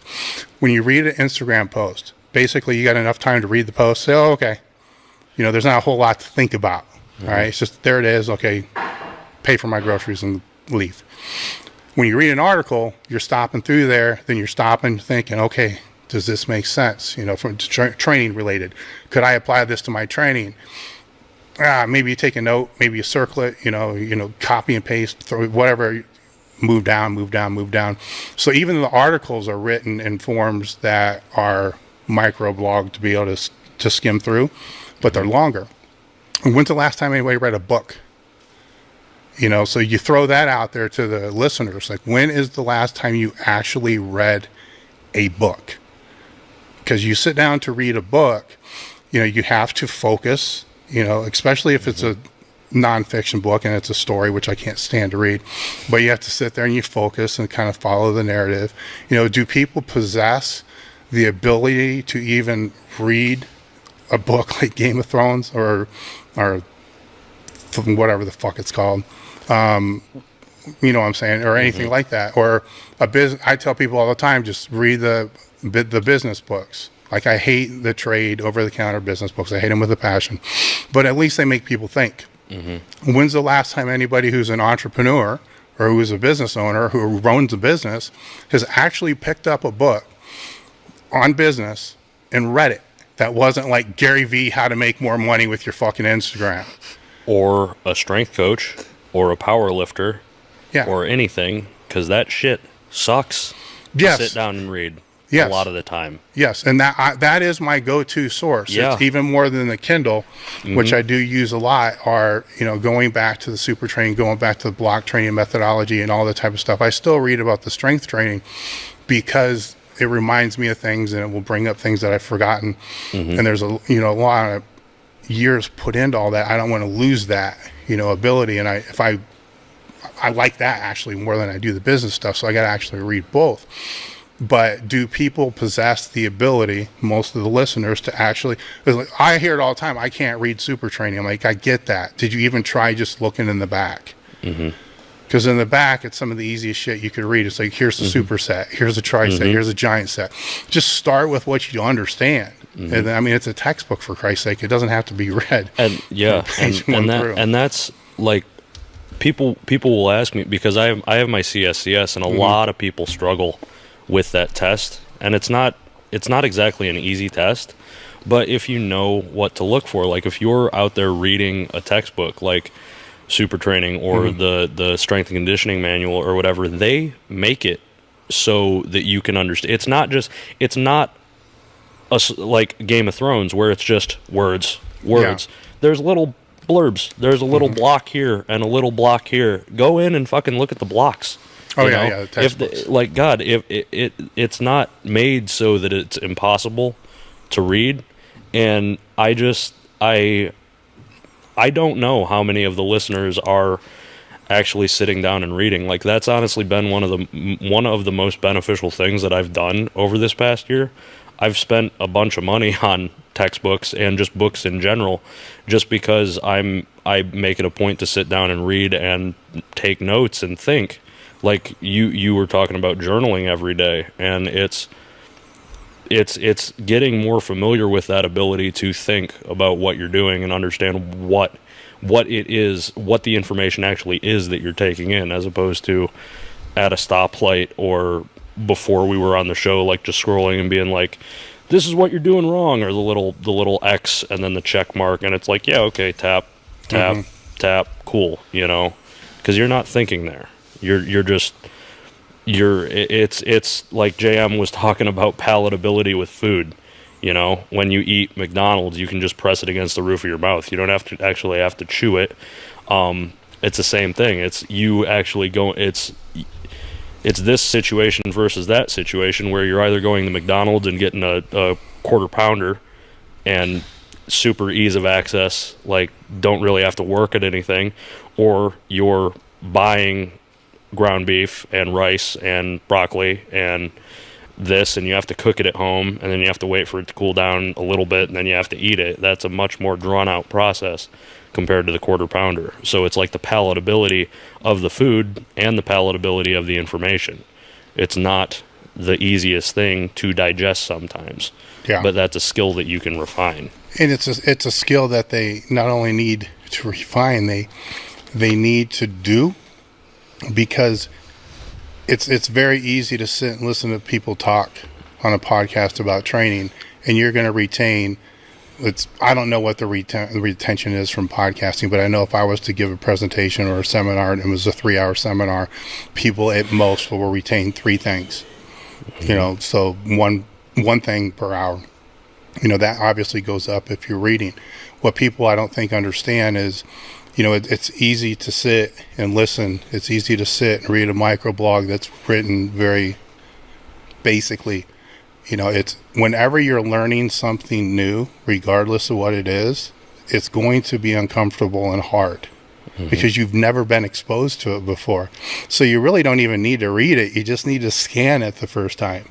Just glance over, just read through. I mean, this is how people learn to speed read, by the way. But anyhow, you just glance it through and you just become familiar with, okay, here's what this is.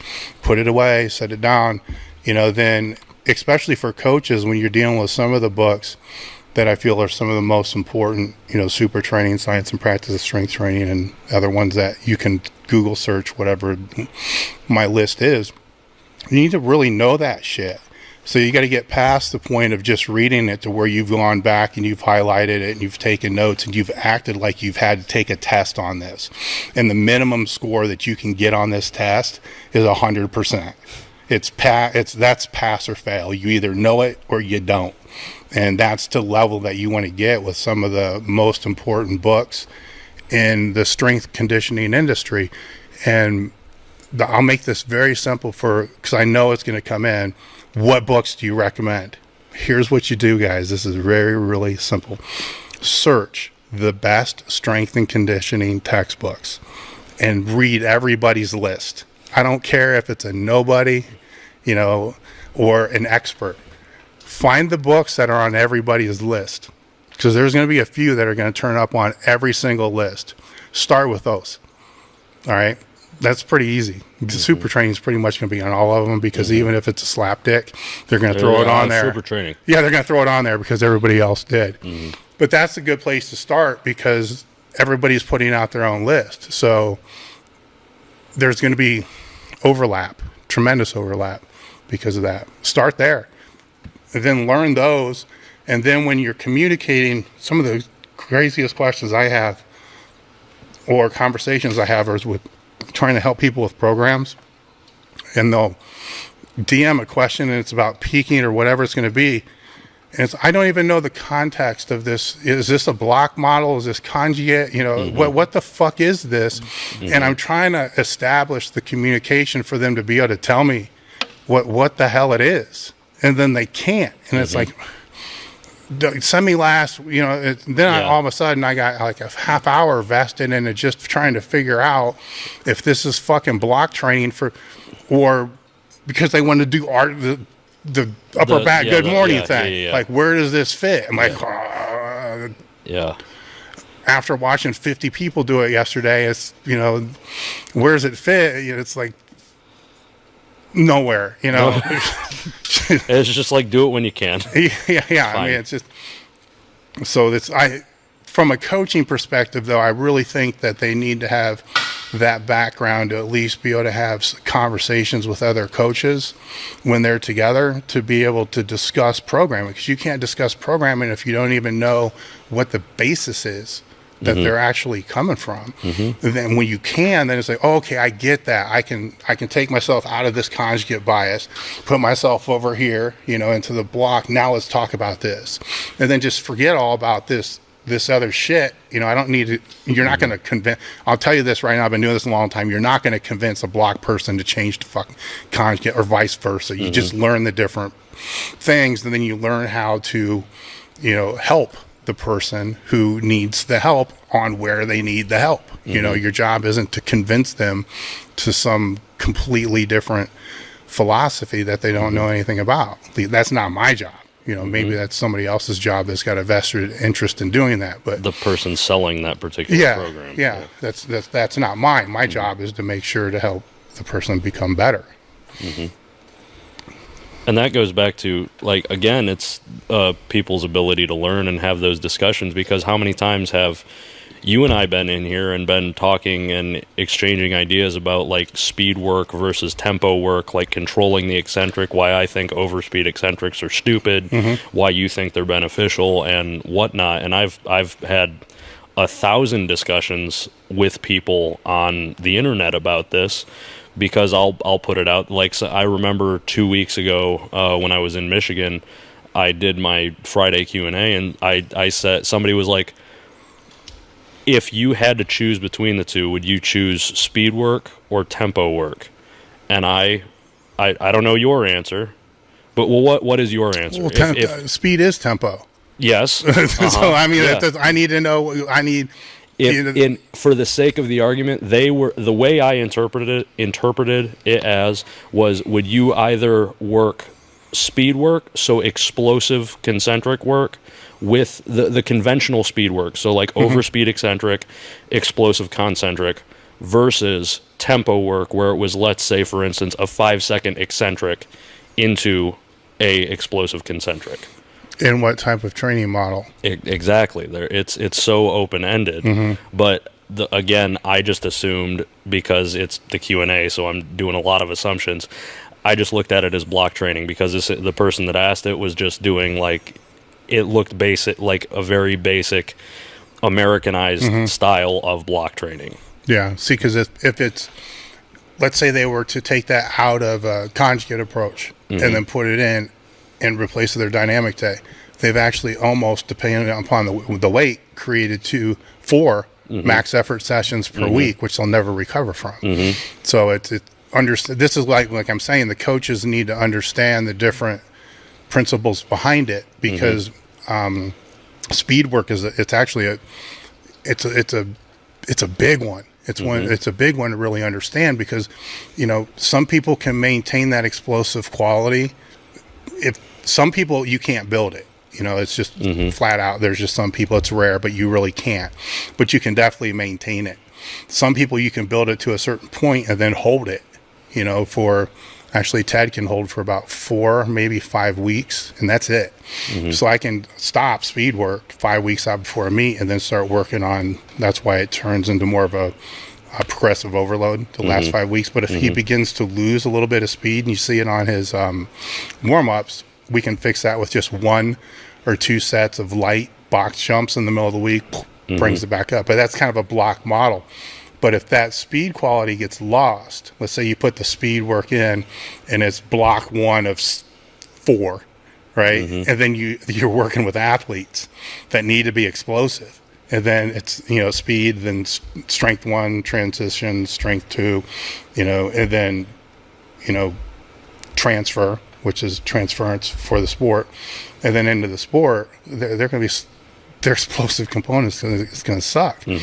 So it's, hypertrophy is a component that can be blocked and maintained for a long period of time, actually months, as long as there's just a little bit kept in there. If they pull it completely, after 8 weeks, it'll drop. Strength is a component, you can't get that fucking far. That's why it's usually the last block, that power, that strong power base as the last block. But if people don't understand, you see, get what I'm saying? So we can have conversation, when we have the conversations about the speed work and stuff like that, it's like, okay, where does it fall in context? And I hope my brief explanation here explains to people, if it's too far out, in a block model, it can actually be detrimental. It really depends, and some people may not even need it. And oh my God, now I got all the conjugate people fucking jumping, freaking out. Dave just said this, but I have my bias, which I've made very clear, but that doesn't mean I don't understand block training extremely well and have pivoted and used both. I think optimally that's where a coach should be, because changing waters, man, people can do real good, man. Swings, people can do real good, just kick ass, and all of a sudden, boom, stuck. Injury 1, injury 2. After like 10 injuries, it's like, oh shit. Now we got to really look at a vast.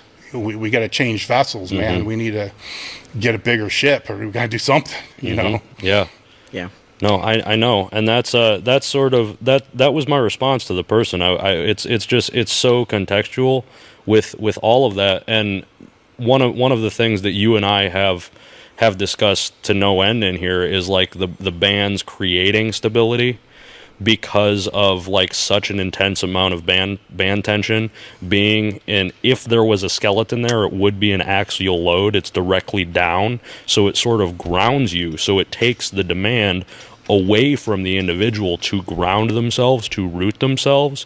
And then my whole argument, and this is because I said in my answer, I was like, it really depends, but in this context, I would say control and tempo would be more valuable to you. And then I had a guy who runs Conjugate, I can't remember his name, but it was actually a pretty good discussion, but he absolutely took offense to it, and he jumped down my throat and was like, this is bullshit, you have no idea what you're talking about. And then we went back and forth, and the way that I looked at it, and the value, your ability to see the value in both situations, it comes to play here because I tend to think about it in terms of traction control. If you have a top thrill, like one of those dragsters with the big ass tires on the back, they go from like 0 to 120 in like however many seconds. They have traction control because those engines are powerful no matter what. Those engines can produce power. That power is that is your muscles. They can produce that explosive contraction in most any situation if you have any semblance of speed. But the asphalt that you are on, so the environment that you're in, how stable your surface is, that is what is receiving that power. So if the traction control in a vehicle basically will prevent too much power from going out, because if the environment is too locked in, those tires will literally fly off the vehicle. That's a tendon tear. If the environment is too loose or unstable, so like if you're flooring it on a sheet of ice, you're not going to go anywhere. It's not going to put that much power out, because then you're just going to spin in a circle. That's the individuals who have those that much band tension, and they're killing all these weights, like just fucking shit up in training, but then they get to the meet and they go to pick it, and they're how last week I had the chains that were grounding me, and then this past Tuesday I hit that 850, and I'm so fucking unstable because I haven't had that straight weight in so long. But that's why, with like we talked about my last training cycle, I would always try to not peak, but hold on to too much strength for too long. And it's taken me fucking 11 years to figure this out. But like, I realize now, okay, this first week is going to suck because I'm going to feel unstable. I'm 3.5 weeks out now. Next week is going to be a little bit heavier weight. I'm going to be more locked in. The week after that, I'm going to be more locked in, but I'm not going to do it in the gym, because I'm going to deload and I'm going to recover and be incredibly locked in for the meet. It's all about context and what environment you are being able to produce that power in, how stable you are. The environment also constitutes what's being done on the other days. So let's say you're using a ton of band tension and you're using a block training where you got 3 squat days per week. You can't do it. You got to be able to recover from it. So the recoverability isn't even there because it's hard. It's easier to recover from a box squat. It's definitely easier to recover from that than it is a regular squat. You start throwing bands and shit on there, it becomes more of a recovery demand. Now you throw bands and it's actually, really, really heavy bands on there, then all of a sudden that next max effort day may not be a max effort day. It may be some kind of lighter repetition method or something like that to be able to know that. But the context is everything. And I wish more people knew that. And the guy that's jumping your ass this is where another problem that's kind of in the industry needs to understand that you're talking about programming. You're not talking about his personality. It's like people take offense to your position on a training program. You have positions on a lot of other things too. Like, what the fuck? It's a training program. You know what I'm saying? Yeah. It's like, you don't train this way, so fuck you. I don't like you. Yeah, and it goes, it's like, well, yeah. Yeah, it's like, it's fucked up. It's just, and if you really know your shit, you should be able to argue just as strong for it as you can against it. And that's a fun game that I like to play with. And I don't run into it very often, but mostly when I run into it is with collegiate strength coaches. They think that, they're the holy grail and they don't know, to me, they don't know their ass from the ground. But to start getting them in conversations that are taking them out of their wheelhouse with different styles of programming, and they have no clue whatsoever. Meanwhile, their client is a beginner when it comes to weight training. They're like my 15-year-old son. It's like, so you have this elaborate program that's set up for, an elite Olympic athlete for somebody who can't even squat with do a pull-up or pull-up. Yeah. It doesn't make sense. It's just ridiculous, but they can argue. They can stay as long as they're in their wheelhouse. Then it's like, well, what are the negatives of that? Well, there are none. That's why I do it. Okay, so that means this would work for everybody. There's always pros and cons. I feel like maybe we should address like a few questions. Yeah, well, people because I can't read that, but people were saying, like, when are they going to ask questions or answer questions? So yeah, we can do that. Is that on YouTube that they're... Yeah. Well, I got some right here we can start with. Or whatever. And then we can get to the YouTube ones at the end there. But the first one here says, how do you deal with high life stress going into a competition? It's been a crazy month and I compete in 2 weeks and shit's been wild. So how do you keep your faith and mindfulness high during times like these? Well, it goes back to what we were sort of talking about. Getting I don't want to say get your mind right, because I fucking hate that whole just believe in yourself and you'll be fine. No, it still sucks. But you can't, like what Dave said, sort of that stoic philosophy is you can control what you can control and you can't control what you can't control. I would go on to further say that if this guy is if you, the person who asked that question, is having a lot of life stress because of work deadlines or relationship stuff or whatever, think about what you are allowing to affect you. If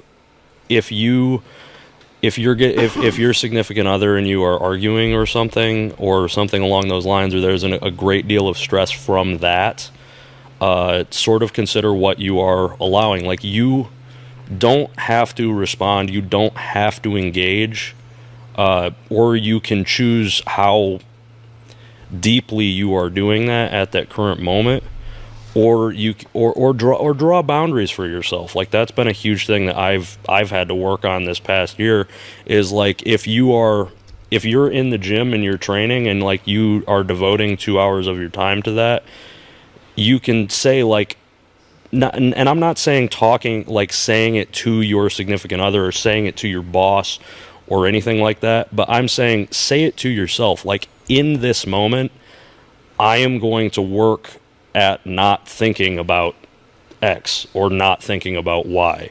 It's a really difficult thing to do initially, but it is something to be mindful of, and it's something to work on.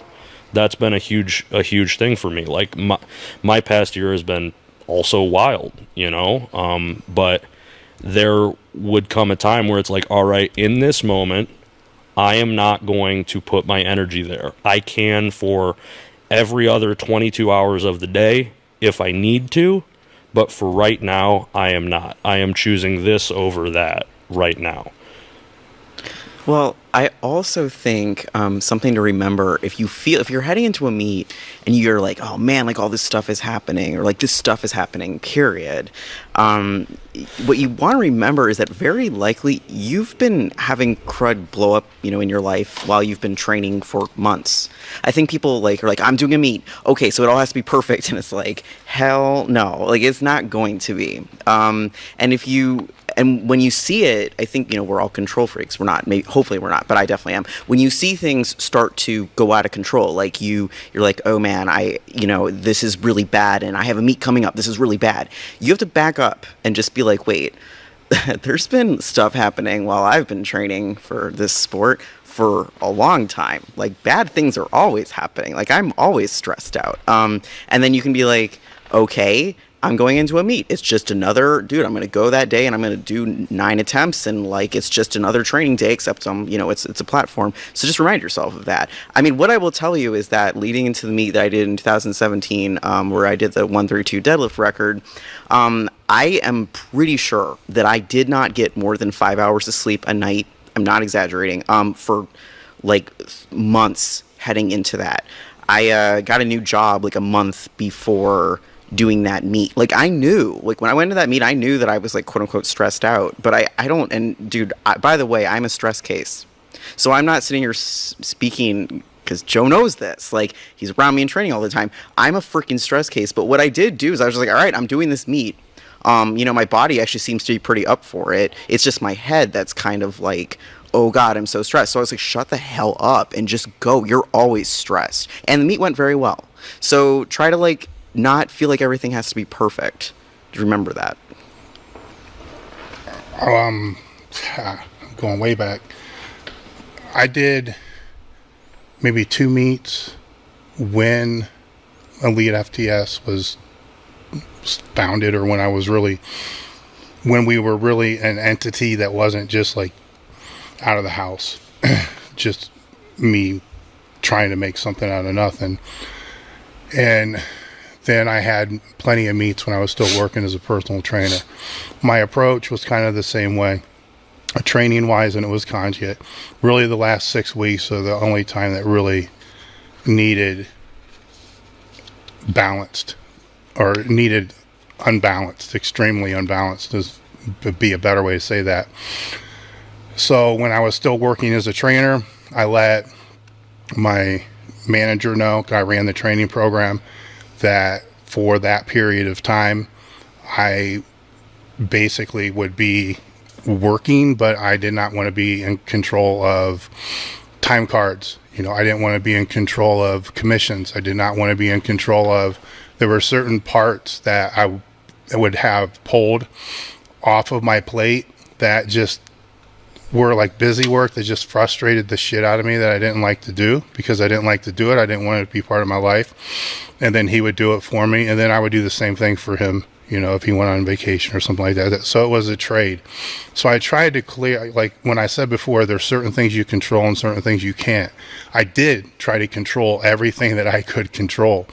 And some of the clients that drove me nuts, I would tell them, look, there's no, I've always been transparent. I'm like, there's no, you drive me fucking crazy, and this is just going to be worse the last 4 weeks. So you're going to be working with Allison for the next 4 weeks.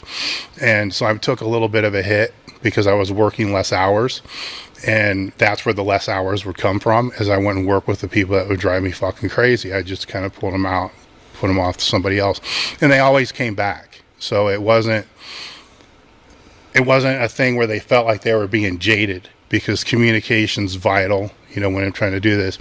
And then that allowed me then to be able to not have to train any clients on Friday, which was a squat day. So I'd squat in the morning, and then for me, the dynamic work just wore the shit out of me. Then I'd have all the rest of the day, I could just go home and just chill.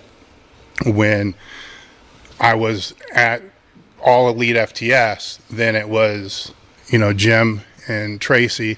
The 6 weeks before that, guys, look, I really probably shouldn't be one-handling customer service the last 6 weeks before me. If it's hot as fuck in here, I'm going to go work from home. So there are certain things like that were controlled, but then always kind of made up from that standpoint. It also gave me, and it didn't create more mental stress. It didn't even reduce mental stress. It just put me in a better physical state to be able, because I had a lot of nagging injuries all the time that needed taken care of, and it was harder back then to do that than it is today. Today you got a million different modalities to be able to do therapy and recovery type of work, where I was kind of stuck with a sled, in a band, and trying to do that and not become accustomed to it, because you can adapt to the recovery modality and then it not work, try to pull that out. So those are the things that I did. And it was, I would tell my wife, look, this is the last 6 weeks, and she kind of knew what that meant, kind of how that went from there. And then the hard part for me, though, was when I was at Westside, there was no fucking off season. So if we had a meet on Saturday and we were training on Sunday, so it's all these people that are doing you these favors to try to, it's hard to kind of pay them back, for that, because you're right back into the mix. While it's not as hard mentally demanding, you're still in the gym just as much, except for the recovery days. So that was more my sphere, which is probably the most extreme. I know some people that just quit their work and pull themselves off social media completely. I think that that's a mistake, for people to do that, because they're flipping their life around too much, that, even the steps that you take per day, walking around is workload. So if you take that from a normal 8,000 steps per day all the way down to like 500, you're gonna be like, I'm gonna be recovering great, but actually you're not, because you don't have the circulation that you would have normally had. So your recovery is actually worse, and you may not get the meals. So you want to try to keep as many things normalized as you possibly can and not freak out. So I didn't have any problem with that aspect. If it was ever that aspect, it's just like the meets that I went into hurt, just being like, all right, at some point in time, I know I'm going to have to flip this and say I may end up in a hospital before the end of the day, and fuck it, it's the way it is. But then again, not worry about it, because you can sit and stress about it. If it's a hamstring, or one time I went into a meet with a pec tear that was 2 weeks out, I can sit and stress about that for 2 weeks, but it's still not going to change the fact that I'm going to get on the platform and bench. So it's not going to change it. So just try not to worry about it. And anytime you do worry about something, stop yourself and tell yourself, this is self-talk, which goes back to something we alluded to earlier. Just tell yourself, stop, I'm not going to have this conversation. And then switch it and go find something else to do. And if you got to say that 100 times an hour, say it 100 times an hour. Stop, I'm not going to have this conversation. Everything's fine. Then go on and do what you have to do and develop that habit, and you'll be fine. All right, next one we got. What are your thoughts on people with mild physical disabilities getting into powerlifting competitions? Who would think bad about what? I think here's something else. I mean, it's not like, oh, that's bad. No, okay, nobody's definitely going to say that. Here's something I will say though. When I was back at the University of Iowa, there were a few instances in which that was kind of like a thing with somebody who joined up with the powerlifting club or somebody who was related to it within the community. They'd want to do a meet, and they had like some thing physically that you could put into the category of disabilities. So what I would say to people who are kind of like in this position, or somebody in their lives, a friend, whatever, is in this position where they want to, is like you may have to kind of work to find a meet situation that will make certain accommodations, because some of them, like, I don't even want to get into the politics of this, but I kind of do, but I won't. Some of them, I mean, I don't know specific. I mean, like, dude, there's just some feds are like, nope, like, we need to do one tiny thing so that this person with this, tiny situation, like, they can get up on the platform. I mean, they're probably not breaking world record. We're still not going to let them do it. Even if they were, could be, like, I know what you're saying. I just don't think the situations in which it's occurred, but like USPA and USAPL have both turned down records because like the rule is your feet have to touch the ground, but then if a motherfucker doesn't have legs, but then they're still breaking records, they're like, well, technically this is a bad lift, and then it's just like, are you? Yeah. No, I know. That's just stupid as fuck. Like, that's dumb as fuck, and that's why I think every federation is stupid. But like. Well, yeah. Okay. Continue. What I do want to say is that I'm gonna do a shout out thing or whatever here, like UPA. Okay, the UPA. Accommodating. They actually, there were several instances in which we kind of went to Bill and we were like, hey, we got this lifter with this situation. Can they compete? You might have to do this or this with it, and he would be like, okay. Because he's a human and he cares. I mean, it was cool. So what I'm saying is you may have to work a little bit to find that. It is out there, but, powerlifting gets real high on itself sometimes. And sometimes, like, people who really should, be able to get on the platform, like, there's some federations need to get over themselves. So, yeah. It's creating more barriers to entry, and it's just completely unnecessary. Because, like, and recently, the UPA, the Dubuque meet, whatever, because I've never done them, but I've heard nothing but good things about them. What's her face? The one chick. Chloe. Yeah. What's her last I don't name? know. It's male on Instagram. Yeah, I know that's not it. But, I'm she's got, like, I didn't fucking know, but she pulls with straps because her hand's all fucked up. Strap, yeah. And, like, he said that's fine, and then in my head, because I'm an asshole, I'm like, well, should that count on the all-time win? I don't know. And then, like, I was like, fuck it, but who knows? It's like, but the fact is, she approached him and said, like, hey, I'm assuming, because I don't really know her that well, I've talked to her a couple of times, but I'm sure she was like, hey, is this legal? Do you mind? And they're like, sure, fuck it, because it's not as if she can control that. No. And I'm almost positive she is going to do the U.S. Open next year, and they're being accommodating for it too. Oh, they are? Yeah, okay, I believe nice. so. Okay. Because it's not as if she can control that. Like, she didn't fucking choose to, like, chop her fucking hand in half or something, or whatever the fuck that issue is. But, like, it's, it just, to the person that asked that question, and I know the person that asked that question because she and I have spoken a little bit, just reach out to the meet director. Reach out to the meet director if you are planning to go compete. Be transparent about your issue, about whatever it is that might be a barrier of entry, and communicate with them. If you have a good meet director, if you are entering a competition where it's an understanding human on the other end of it, and it's not one of the more bureaucratic federations, which nothing against them, but they kind of are. They'll probably be understanding because it's powerlifting. It's supposed to be welcome for everybody, but just talk to the meet director. That's what I would say. And I think it's great. Like, if you have a disability, like, fuck, everybody should be doing some type of strength training. So just do something. I love powerlifting, so powerlift. What the question was? Mild disability. Mild physical disability. So what constitutes a mild physical disability? I believe she has muscular dystrophy. Yeah. Yeah. All right. So I'm looking at it from a non-federation standpoint. As a parent of a kid that's on the spectrum, one of the things, in my opinion, but it's shared by many others, that I can't fucking stand are the rigged football play that allows the autistic kid to score the touchdown, or things like that. Fuck that. If they want to participate, let them participate as an equal. That's why they're there. It's now if you need to make certain accommodations for what you're talking about because they don't have fingers to grab a bar. I get that. I understand that.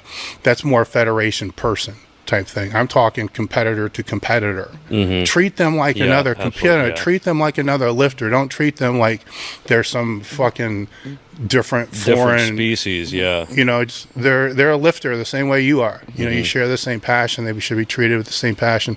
They shouldn't be given, you know, a red carpet to get to the fucking platform to lift. Make them have to fight through the same crowd everybody else has to fight through to go lift. Make them feel a part of what's actually going on.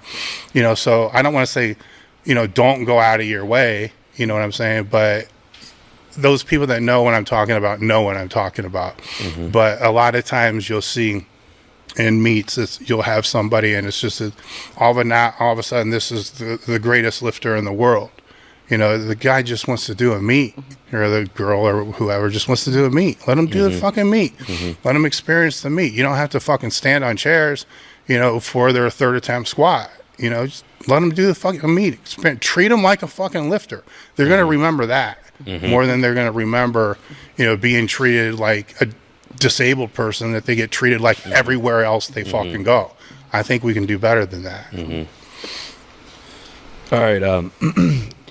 Any comprehensive recommendations for a heavy set guy to cut or otherwise lean out while strength training, or is it simply a calorie equation? If continuing to train hard and progress, does this situation tend to solve itself? Pass. Identify your goals. If you want to lose weight, lose weight. If you want to get stronger, get stronger.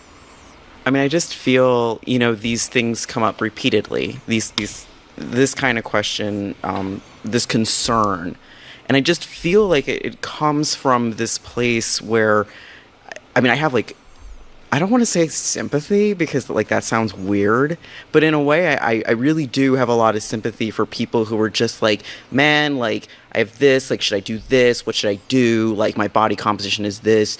And it's like, all I can tell you is that, you know, really, as JM has said, the basics are where the answers are, and you know that. Yep. And here is the other thing in addition to the basics is time is the other answer. It's going to be the basics plus time and consistency.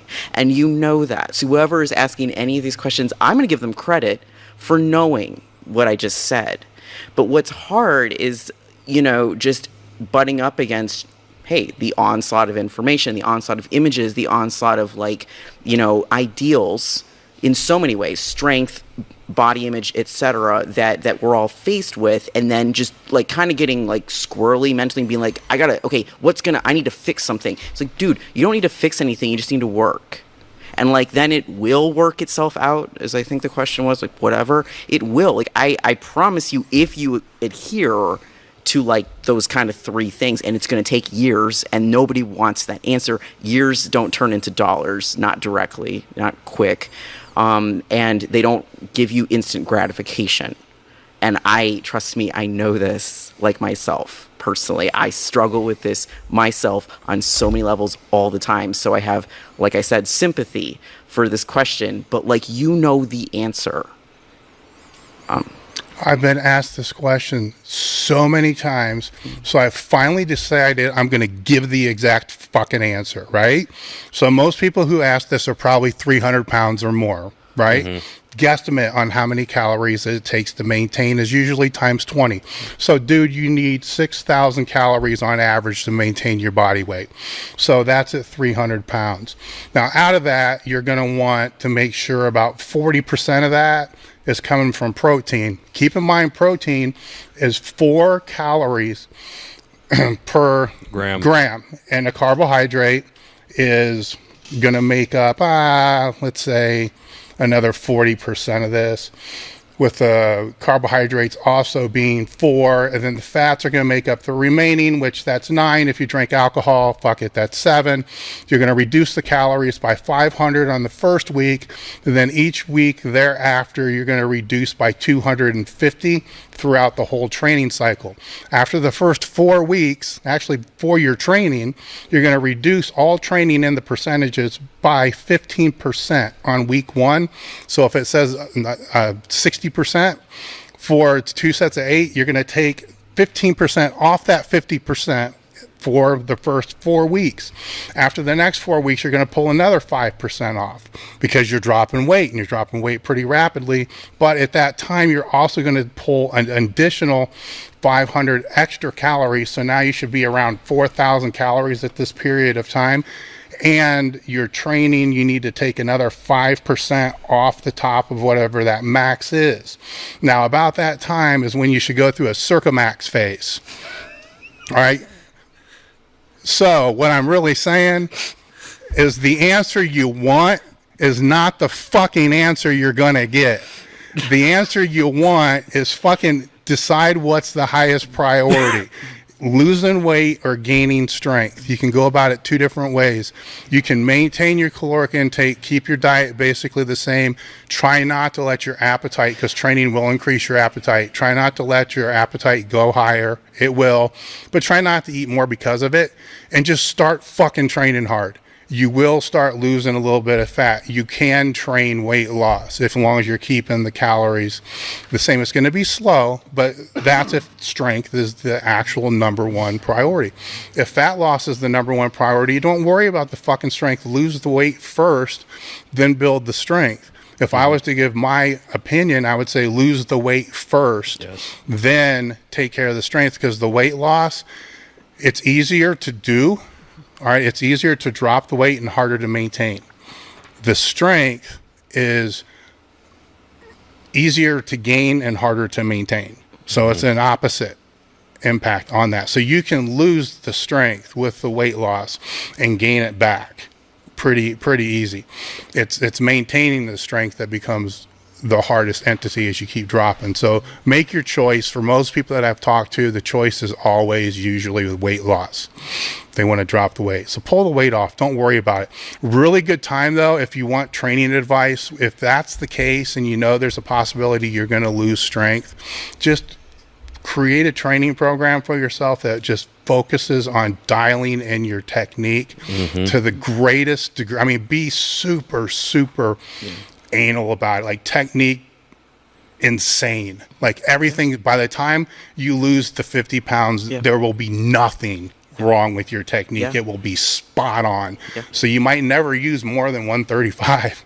You may never use more. I mean, but then when you start training again, you're going to be 100 pounds stronger in the squat and pull, guaranteed, just because your technique's better. Because I'm sure it sucks, just like everybody else we see.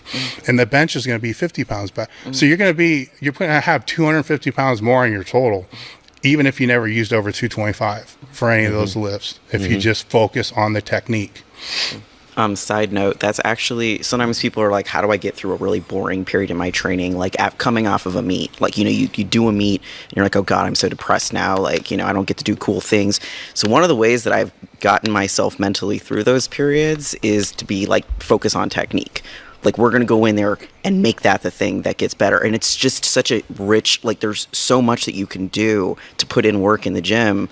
I don't know why this isn't a thing that more people are like automatically come off a meet. All right, I'm going to fix like this and this and this and this and this is wrong with my technique. Just like, I don't care what the weight is. Just go mentally be like, yay, I'm fixing technique today. It's like, I think that's a great thing to go to. So, and that's all it is. It's just identify your goals, figure out what you want, and because the person led with I'm a heavy set guy, that just tells me you want to lose weight. Like, so literally go look at my Instagram. I just put that photo up from like 2011.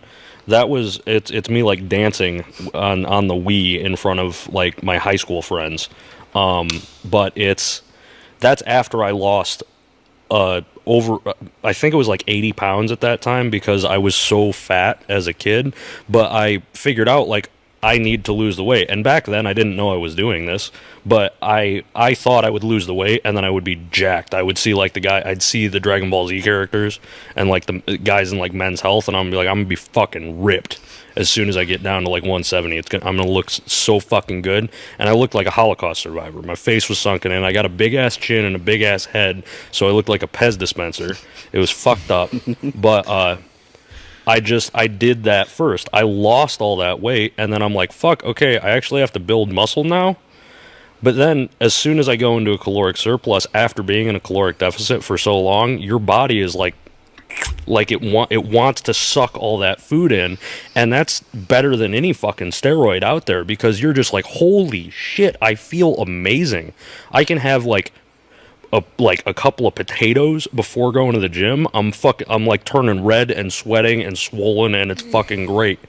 You know, so just identify your goals first, and just because you phrased it that way, I would say lose the weight first. All right. Speaking of food, what's all three of your favorite foods to consistently consume for training?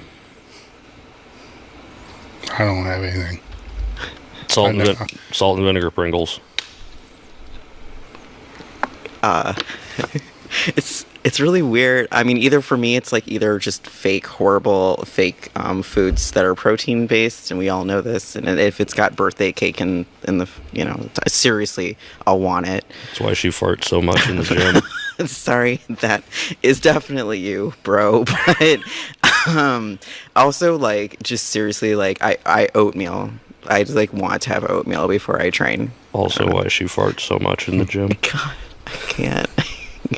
But no, I always default to like some type of potato chip, just because like pre-training, that is so much salt and so easily digestible.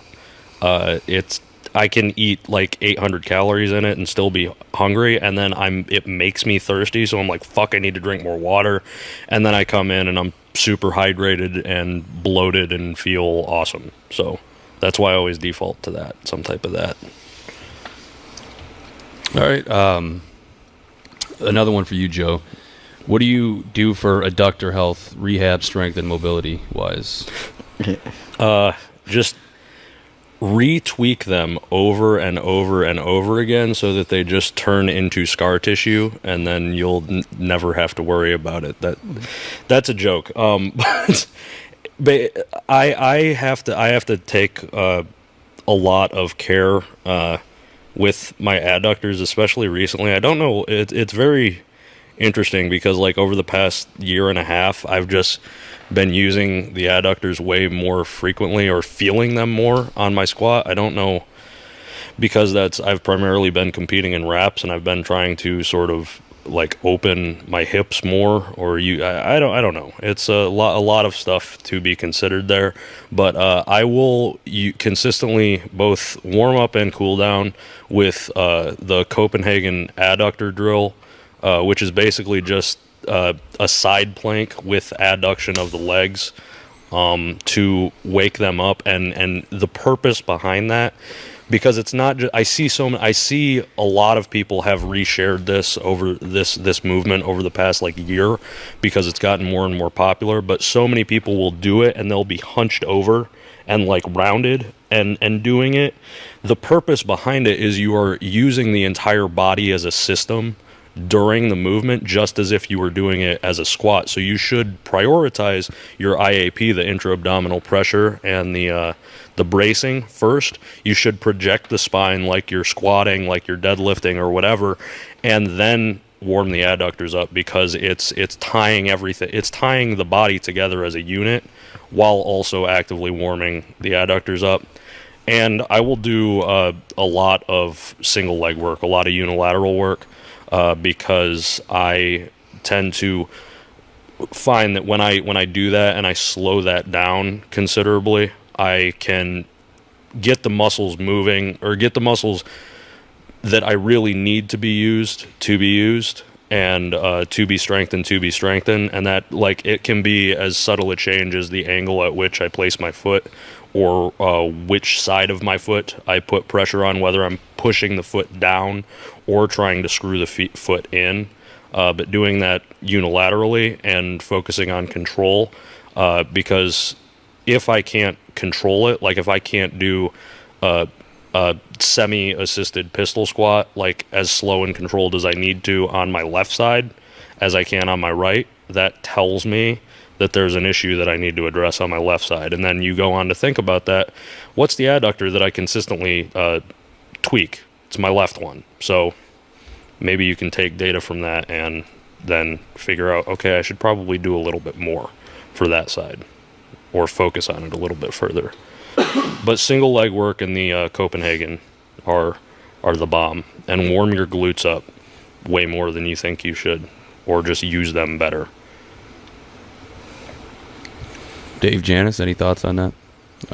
No, I just want to point out that if Joe was dealing with a quad tendon injury instead of the adductor, the whole answer would have been different. So he's dealing with a reoccurring issue, which part of what you said is true. You kind of want to keep scar tissue on there until after the meet, because when it starts breaking apart is when re-injury can happen, until you can give it enough time to completely heal, and rest. So it's kind of that type of thing. But I'm only putting this out here because you don't want if people don't have that issue, you don't want them all doing that. You need to address whatever your weak points are, / injuries. If something's getting injured, it's definitely a weak point. So you address whatever that is. So there's a lot of people that are afraid. Like, I'm afraid I'm going to tear an adductor, so they're going to do all this stuff. All right. Well, at the same time, they're afraid they're going to tear a quad, so they're going to do all that stuff. And meanwhile, their upper back is weak as fuck. So they got to focus on what you got to focus on. Okay. And just another thing to think about is, like, so if it's my adductor, or if it's your quad tendon, or if it's your tricep tendon or whatever, how do you strengthen the integrity of, like, tendons or tendinous regions? Is, like, again, read the textbooks. It's high reps. So, like, 30, 40, 50 for, like, tendon integrity. And if you, like, why do you think so many people will do the band push downs? Like, people do them because they see other people do them, and then they're like, okay, everybody else does this, I'm going to do that. But why do you think the first individual was like, all right, I'm going to do 100 reps on the banded tricep pushdowns? It's not just for a wicked tricep pump. It's for tendon integrity, because the people that applied that originally, the shirted benchers, they were fucking blowing tendons off the bone. So, like, how the fuck do we get around this? Okay, we're going to strengthen the tendons themselves. If your quad tendon has issues, you better be doing some slow and controlled and fucking killer number of reps, leg extensions, or sissy squats, or what did we do the other day? The the TKEs, and those fucking isometric sissy squats. Like, and it's just thinking, like, okay, what is the purpose behind what I'm doing? What's the thing that I'm worried about, or what is the issue? What's the thing that keeps getting the reoccurring injury that I'm facing, and how do you apply it? Or what do you use to help it, or at least manage it going into a meet, depending on where you're at in the training cycle, whether or not you expect to fix it or just sort of band-aid it until after the meet when you can fix it. All right. What accessory or supplemental exercise was most surprising to being beneficial in bringing up your total? And what did you learn and take away from this realization?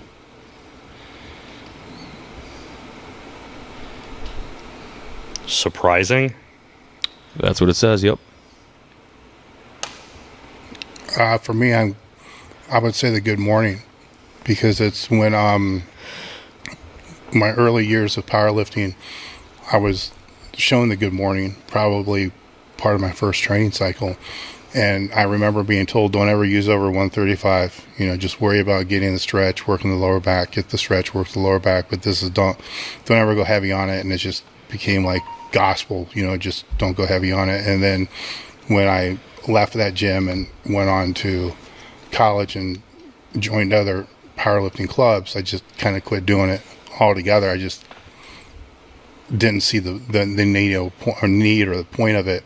And then when I came to Westside and realized that at the time, holy crap, like 40% of all of our max effort work was good morning related. Like, this is stupid as fuck, we're not deadlifting ever, and 40% is it. But then when we were working up to singles, so we kind of realized, I think sooner, I'm going to brag a little bit, because it wasn't doing shit, when it got heavier, and I couldn't get strong on it. But when I started backing the weight down and doing heavy sets of 5 with like 405, 455, I mean, that may seem heavy to some people, but other people in the gym were doing 700s for 5. So when I backed it down and just focused on 5.5s, everything even my bench, everything just got better. And it's just the hinge and the hamstrings, and there's different ways to do it, so that's the other thing with the good morning that I realized is sometimes I put more force on my heels and really work on trying to tear my hamstring off. Other times I let the bar get really close to getting in front of my toe. You never really want it to go over your toes unless it's super, super light and you're willing to take the risk. But sometimes I let it get right about top of toe level and keep the weight light just to work the shit out of the back and rotate it through. That one was one that I didn't think was going to have the impact that it did. I mean, other things you kind of like, gosh, you never really know for sure until afterwards. And it's like, well, this worked, but that doesn't mean it's going to work again. The good morning was one that always had an impact when I put it. Even now, if I put it in, it always has an impact. I will say that I don't know. I'm somewhere in like the 2015, 2016 range for me. Front squats actually seem to have an impact on my deadlift, which is already a strong lift for me my entire career. There just seemed to be this interesting correlation between bringing in front squats, which I really like. That was really probably the most I've trained them, like in my career, is kind of around that time period. And it just suddenly, like, my deadlift shifted in a few different ways. I think technique wise a little bit. And I just think like, just in terms of that push, that like initial push off the ground, and bracing. I think there were a lot of different reasons that front squats, helped me. But probably my crap bracing for 90% of my career, because it's only now I'm starting to solve certain issues with bracing that I didn't even know I had for like over, however many years now. So like that, I'm guessing doing front squat work where you can't have faults in your bracing. And as soon as you do at all, then it goes to hell. Which I still did, by the way, when I was doing them. But like, I bet you money that was a really pivotal kind of just introduction to my training while I had it in there, because it just probably forced better bracing than a lot of stuff was letting get away with, I will say. So. And before I give my answer, I would just say for both of you, think about what those things were actually training and demanding of you. What you just said, it forced you to keep your brace. It forced me to brace. Yeah, what does a good morning do? It forces you to brace. It keeps your spinal integrity and it trains your torso. That's the biggest thing that I think people could do in order to put pounds on their total or just increase their maximal strength, is teach them how to actually use their torso, not just fall through space with weight and then react to it, but manipulate where the weight goes. And because you can control how far that bar goes over your toe, whether you're willing to have it go over your toe, and you can dictate that, and because you can identify like, okay, I need to keep that tension in the whole of the pause squat and actually use my legs to extend the ground away from me, but keep my spinal integrity the entire time. That's the biggest thing that I think people would be surprised at, which is how the question was phrased. I don't think it's for us. I think it's for everybody else. Like training your torso in any way, like training the actual shit around your spine to be rigid while manipulating weight, and using that thing around your spine to dictate where that weight goes. That's going to have the biggest impact on your total, and that's surprising to a lot of people, but that's how it goes. Like, we're supposed to be anti-fragile if we want to be strong. So how do you do that? You build a bulletproof front and side and back around your guts and shit. Yeah. But a huge thing that helped me, or that had an extreme impact on my movement, so my total, biggest thing was my bench press, is chest supported rowing. And basically horizontal rowing exercises for powerlifting. Not just doing them to train the muscles, but doing them to train my body to keep tension throughout a bench press, through a squat, through a deadlift. Because what do we always cue? We cue shoulder blades in the back pockets or engage the lats. And you can say that, but people don't know what that means. I've had people come. Lee the other day was in here telling me that when he was under the bar, when he was under the squat bar, he has those rhomboid issues. This is an individual that has been coming out to the gym lately. He has this rhomboid strain, or like this rhomboid upper back something, whatever the fuck it is, that keeps reoccurring. And he's like telling me when he gets under the bar, he's tensioning his lats. And I'm like, okay, but tell me what you're actually thinking about when you are tensioning your lats. And he's like, I'm trying to spread the bar that way. And I'm like, fuck, okay, cool. Don't fucking do that. Like, some people, yeah, you can phrase it that way because they're going to go down and out to tension the lats, maybe on a buffalo bar or a bow bar or a duffalo bar or whatever, they could do that. But I know for a fact Lee's not thinking about it in that way. He's literally just trying to pull the bar apart, and it's restraining his upper back because he's trying to do a band pull apart with a fucking steel object. The shit doesn't work. So if you implement chest supported rows or just any type of rows, and you're actually working to depress the lats or depress the shoulders by pulling the lats down and back, that's the positioning that you want to be in on almost every power movement that you do, because it creates stability. Because the lat, if you look at, and this goes back to people learning and reading their shit, like read some anatomy books, read some anatomy and physiology books, because then you'll realize the latissimus dorsi muscle, the lat, inserts all the way down on the superior spine of your hip. That's a big fucking muscle. It's not just in your armpit. It goes down and stabilizes your entire torso. So if you learn how to control that, and again, use it to manipulate weight that you are moving through space, it's just going to create a much better opportunity for you to be strong and to move that weight in general. I'd say going back to your torso, when I competed, 50% of all movements I did were torso related. At Westside, we used to measure two things, and these measurements always correlated to a bigger total: waist and head. So the bigger the head, the bigger the total, the bigger the waist. Assuming that it's solid. You know what I'm saying? Mm-hmm. Hard. The bigger the total. So if you measure the waist and it goes down, like if you measured your waist now and it was 4 inches less than last week, you're going to be freaking the fuck out. Yeah.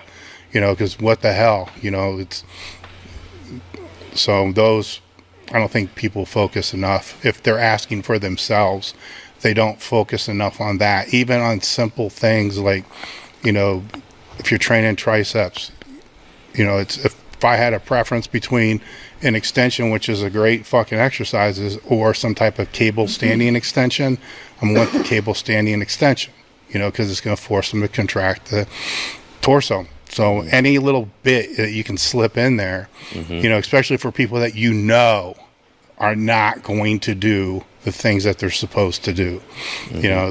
For me, it would be reverse hypers, pull down abs, hanging leg raises, shit like that. You got to slip that shit in other places, which is going to cause them to statically contract the abs, or like you said with the good mornings and those things like that. Where can it be put in there where that's the top priority? Because without that, there's no transfer of power, bottom line. Can I just go back to what they said at Westside and like the waist size thing, the head size, but I'm more interested in the waist size situation. I really feel like that's one that I want to yell a lot, especially at women. I'm sorry, but I get a lot of discussion on this, and it's just like, dude, if you're going to do this thing that is like build actual real strength, I am sorry, you may not be able to have a wasp size waist. In fact, you don't want one. Mm-mm. It is not going to protect your spine. And so the more solid, your goal should be the more solid mass you have around your waistline, hell yeah. If your back is just blown up so much that it adds inches to your waist size, good job. If your obliques are so enormous that is adding inches to your waistline, good job. Same with everything else 360 through there. I talked to somebody a long time ago about doing physique. I was like, maybe I'll compete in physique. And she looked at me and she was like, yeah, you're going to have to bring your obliques down. I was like, I remember just being like, what? Like, in what world is that good? I mean, okay, obviously, apparently in that world, according to her, but I was like, well, that seems some bullshit to me. So, like, I didn't really want to go that direction. But can I just take a second to say something that at this point in time is somewhat revolutionary and say, if you're building your waistline 360, you're going to be a stronger lifter. And if that's what you're in this to do, if you're in this to be stronger, and you're going to have to go ahead and take what you're hearing about, like, what looks good and, like, thin waist and all this stupid bullshit,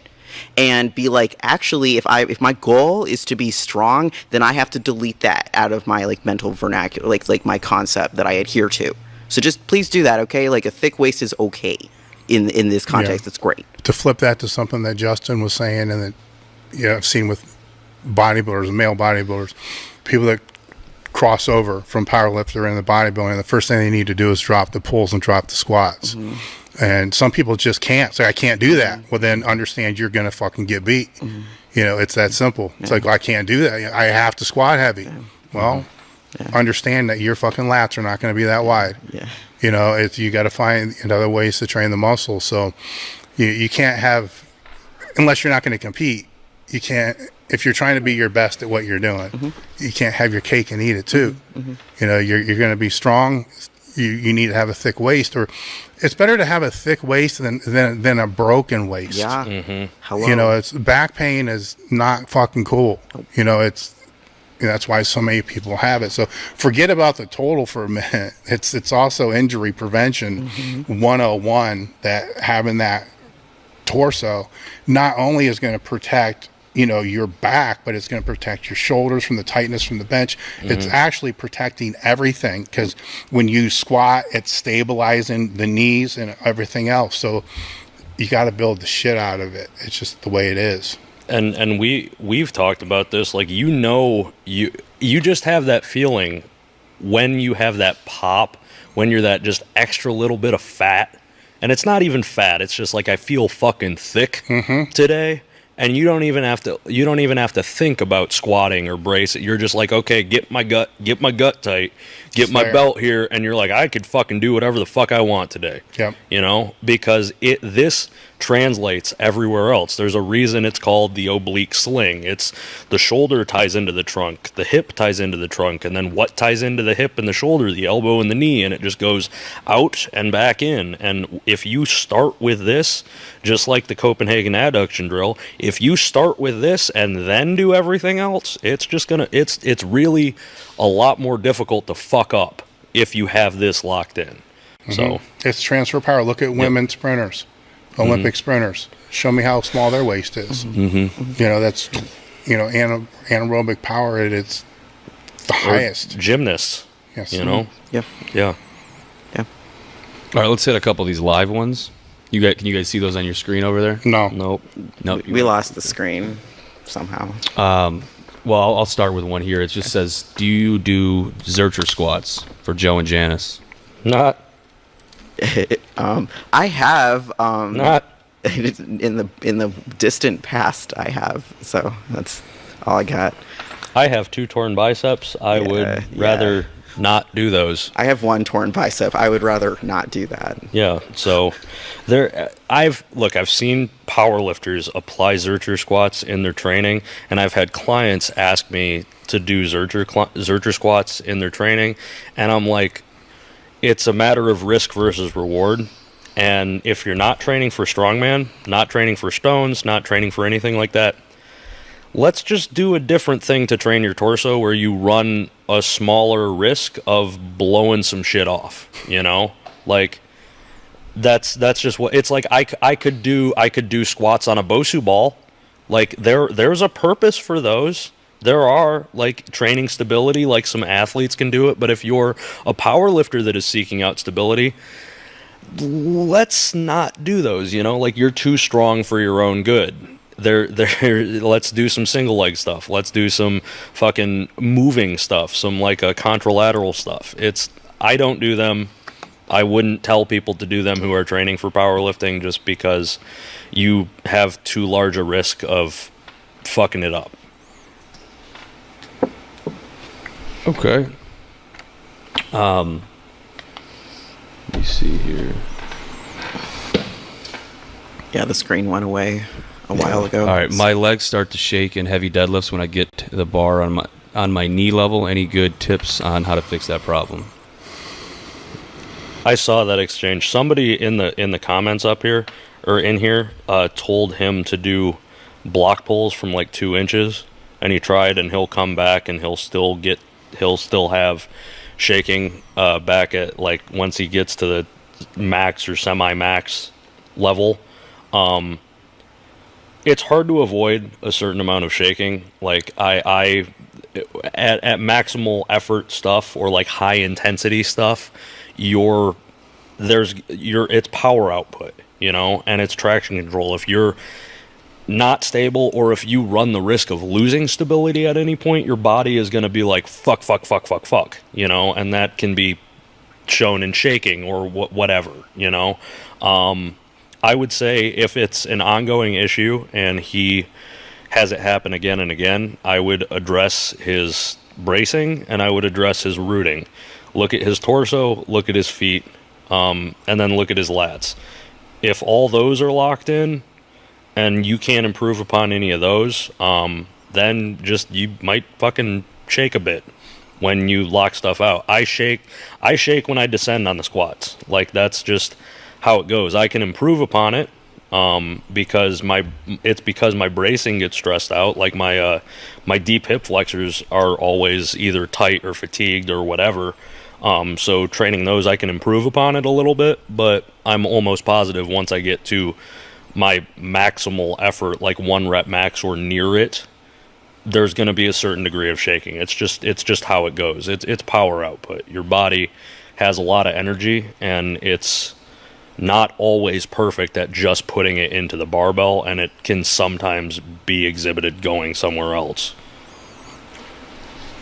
Okay. I get this question a lot, and I can't answer it without seeing a video. Yeah. Because I need to know where it's happening.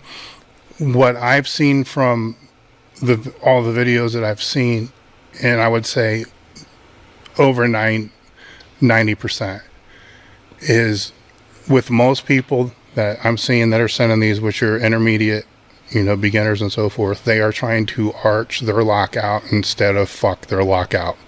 So they're not pushing their hips forward at the right time. So I can't tell him that at mid-thigh, drive your hips forward, because it may be too soon for him. Some other people, they need to start driving their hips forward when the bar gets to their knees. Other people, mid-quad, it's all a different position. So, and that position is definitely going to be before you start shaking. And this is assuming that you're shaking and the bar is against your legs. Like if your bar is 3 inches out in front of you, you have greater problems than, that. But assuming that the bar is from your knee up against your legs, usually right before you start shaking, you should be trying to drive your hips into the bar while trying to push your traps into the wall. And what I typically see is people get to a point, it gets heavy, and then their butt stays back and they just start trying to arch the finish.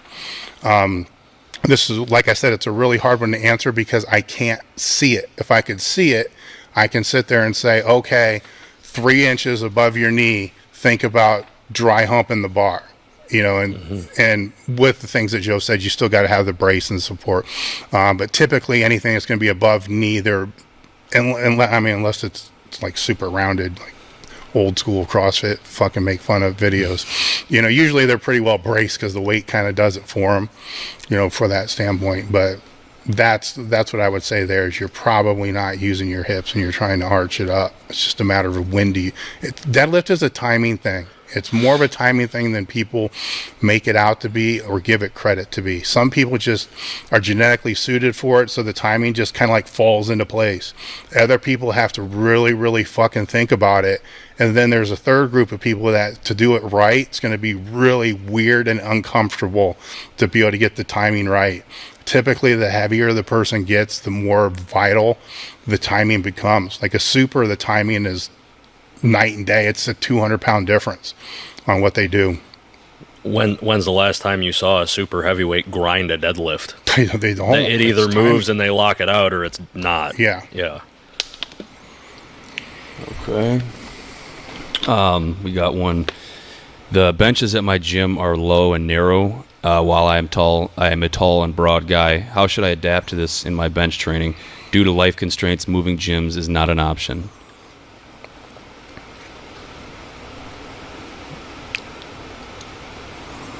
It's just about what you can do then, if Floor press or what other options? no, I mean, he can still bench. It's just like if they're low and narrow and he's a tall guy, like I've never had to deal with that.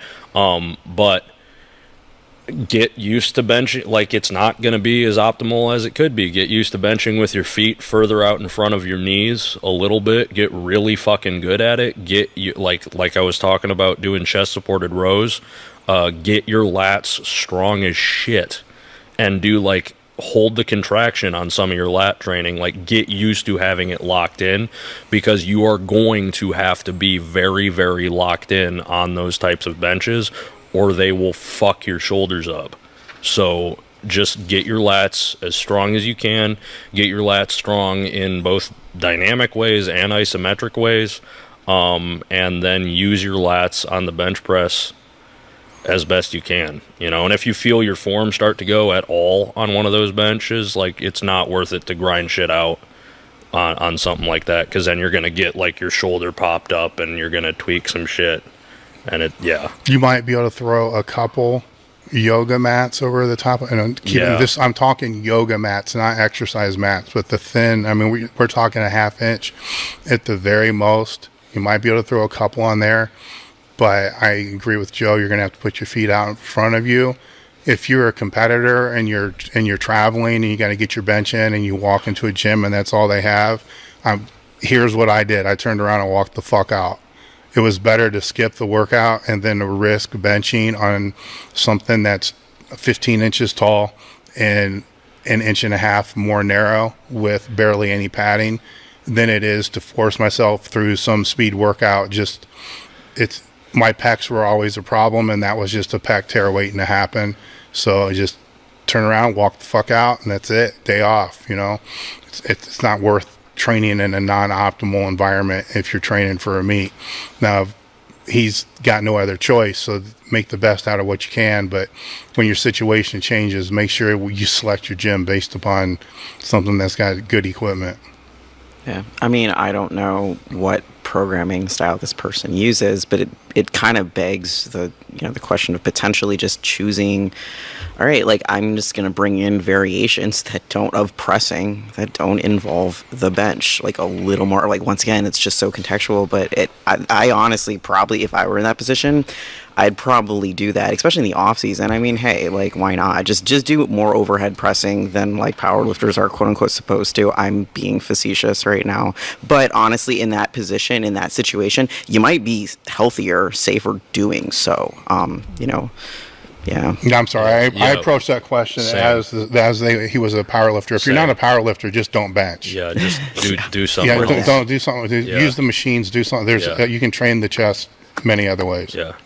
Like, how many? I've said that 1,000 times. Like, if I didn't compete in powerlifting, I wouldn't squat with a straight bar. I wouldn't bench with a straight bar, and I probably wouldn't. Well, I probably would deadlift, but I probably deadlift off blocks with like straps or something. Just make it as cheaty as possible.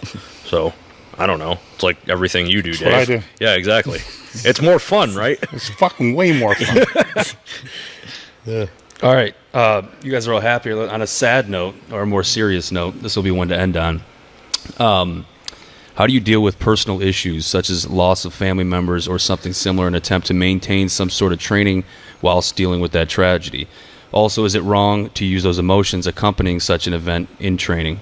What are all your opinions on the matter?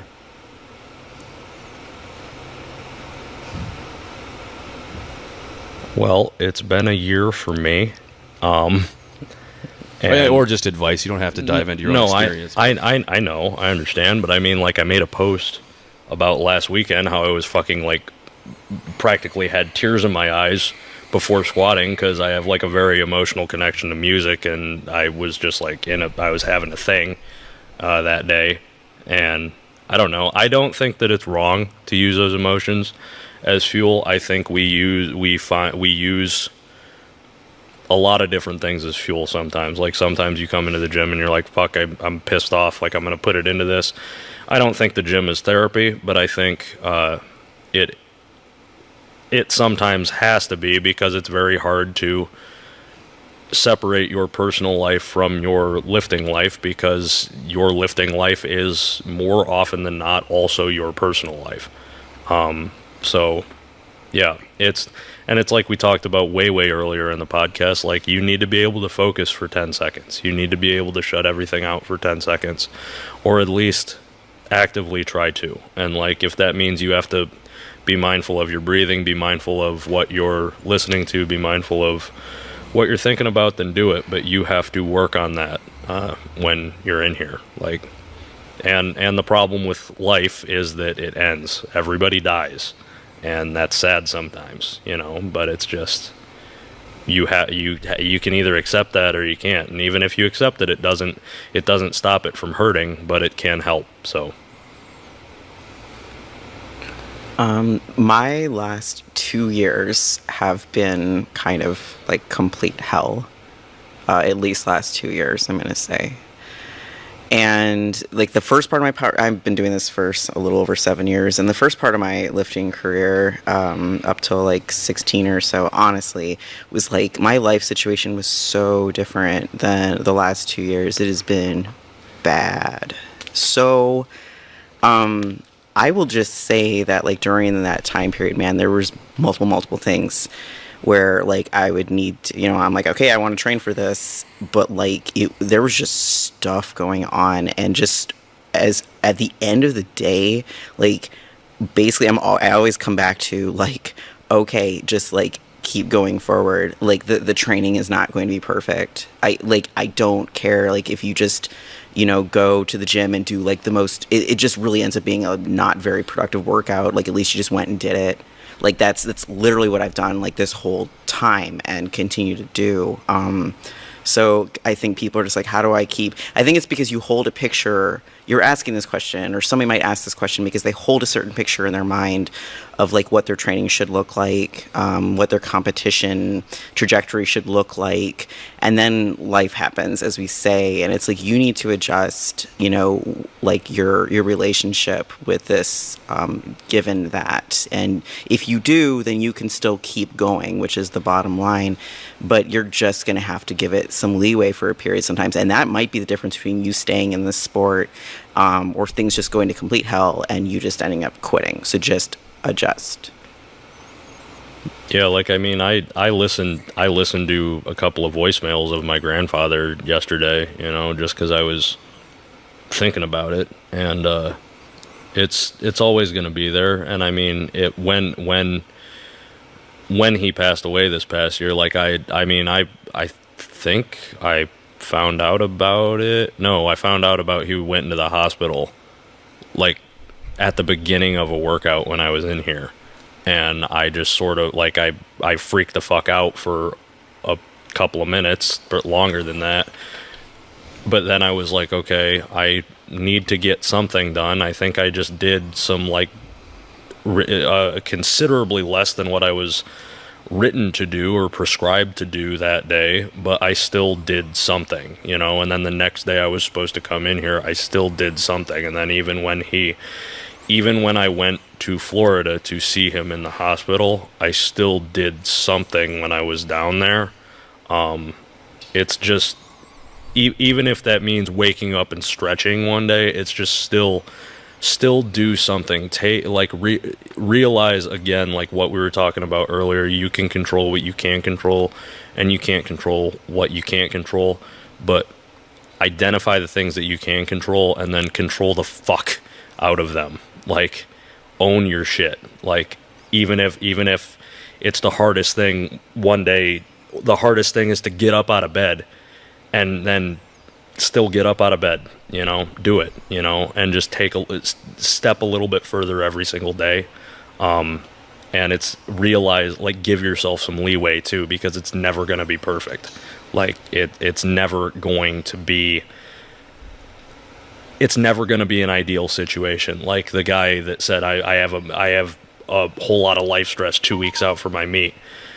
Okay, we all do. Fuck, like you're not special, man. Like, I'm sorry, but it's just it's hard, and it's how it goes. You know, it's just it's identifying what you can control and what you can't control, and being okay with taking steps towards doing the things that you can control every single day, and trying to do a little bit more every single day, but also allowing yourself to understand that in itself is difficult, and it's never going to be perfect.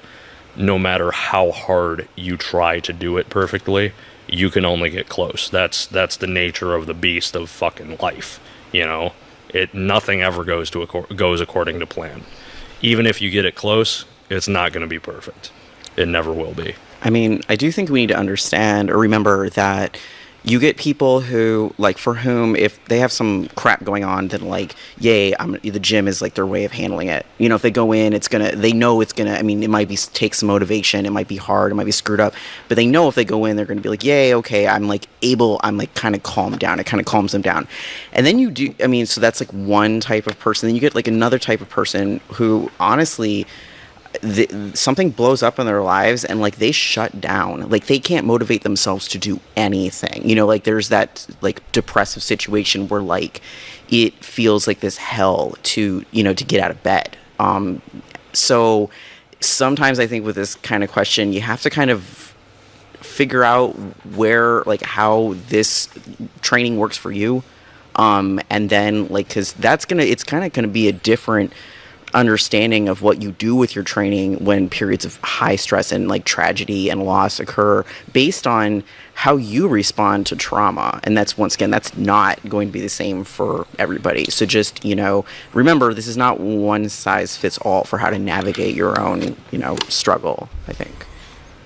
So yeah, and it's just that's sometimes not a matter for yourself to decipher, and then I could yell into the abyss again and again and again about go to therapy, everybody talk to somebody about something, you know, but like it's also a matter of identifying it for yourself, like how you work and how each struggle is going to affect you and how you're going to respond to it. It's a matter of knowing yourself. So yeah. I tend to have to keep my emotions out of the gym, otherwise I get way too far on the arousal curve, and then I end up fucking hitting my head against a bar and like some stupid shit like that, or throwing my belt, or trying to, I don't know, just dumb shit like that. You know, it's unnecessary. So it's a matter of getting comfortable with knowing who you are and controlling what you can, and just being like, fuck it, do the things you can't. All right, what is it? Am I up? Yeah, if you want, or we can cut it there, or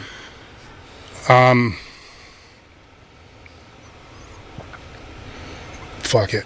All right. I'm not the same person I used to be. So let me tell you how I used to deal with these things. Up until probably 2006. So let's just say I developed a mindset as a child to become very indifferent and very, I don't want to say not give a fuck, because when you say you don't give a fuck, you actually give a fuck.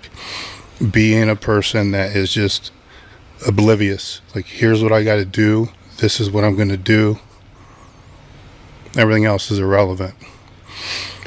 I became very good at being that person, which helped immensely in powerlifting, because the book Under the Bar that I wrote talks about all the qualities that you can use in powerlifting that carry over into business. There's a section, you know, a book that I probably should write, you know, Racking the Bar, you know, the qualities that don't carry over so well. The selfishness, the the being locked in, the one-sided, one mind focus. Nothing, it's that was the epitome of me. So West Side versus the world, take that times 10. So I never had a problem fitting in there, so that was not one of my issues. So I had no problem with family members dying. I had no problems with friends who would not want to be friends. I had no problems with really anything. I had no problems with flunking out of college. Like, fuck it, we'll just go to a different college. I had it didn't, none of that fucking mattered. I had a bad meet, that fucking mattered. That's everything was about the next meet or the next, weight class or whatever. Everything was powerlifting 100% with a significant drop into my real life. So those that have followed me on Instagram will have said many times, when I look back, the only regrets I have are how I treated my wife and how I treated my kids. They were there, I was there. Let's just put it that way. I wasn't abusive, but I didn't sleep in the same room, when the kids were babies. I needed to sleep.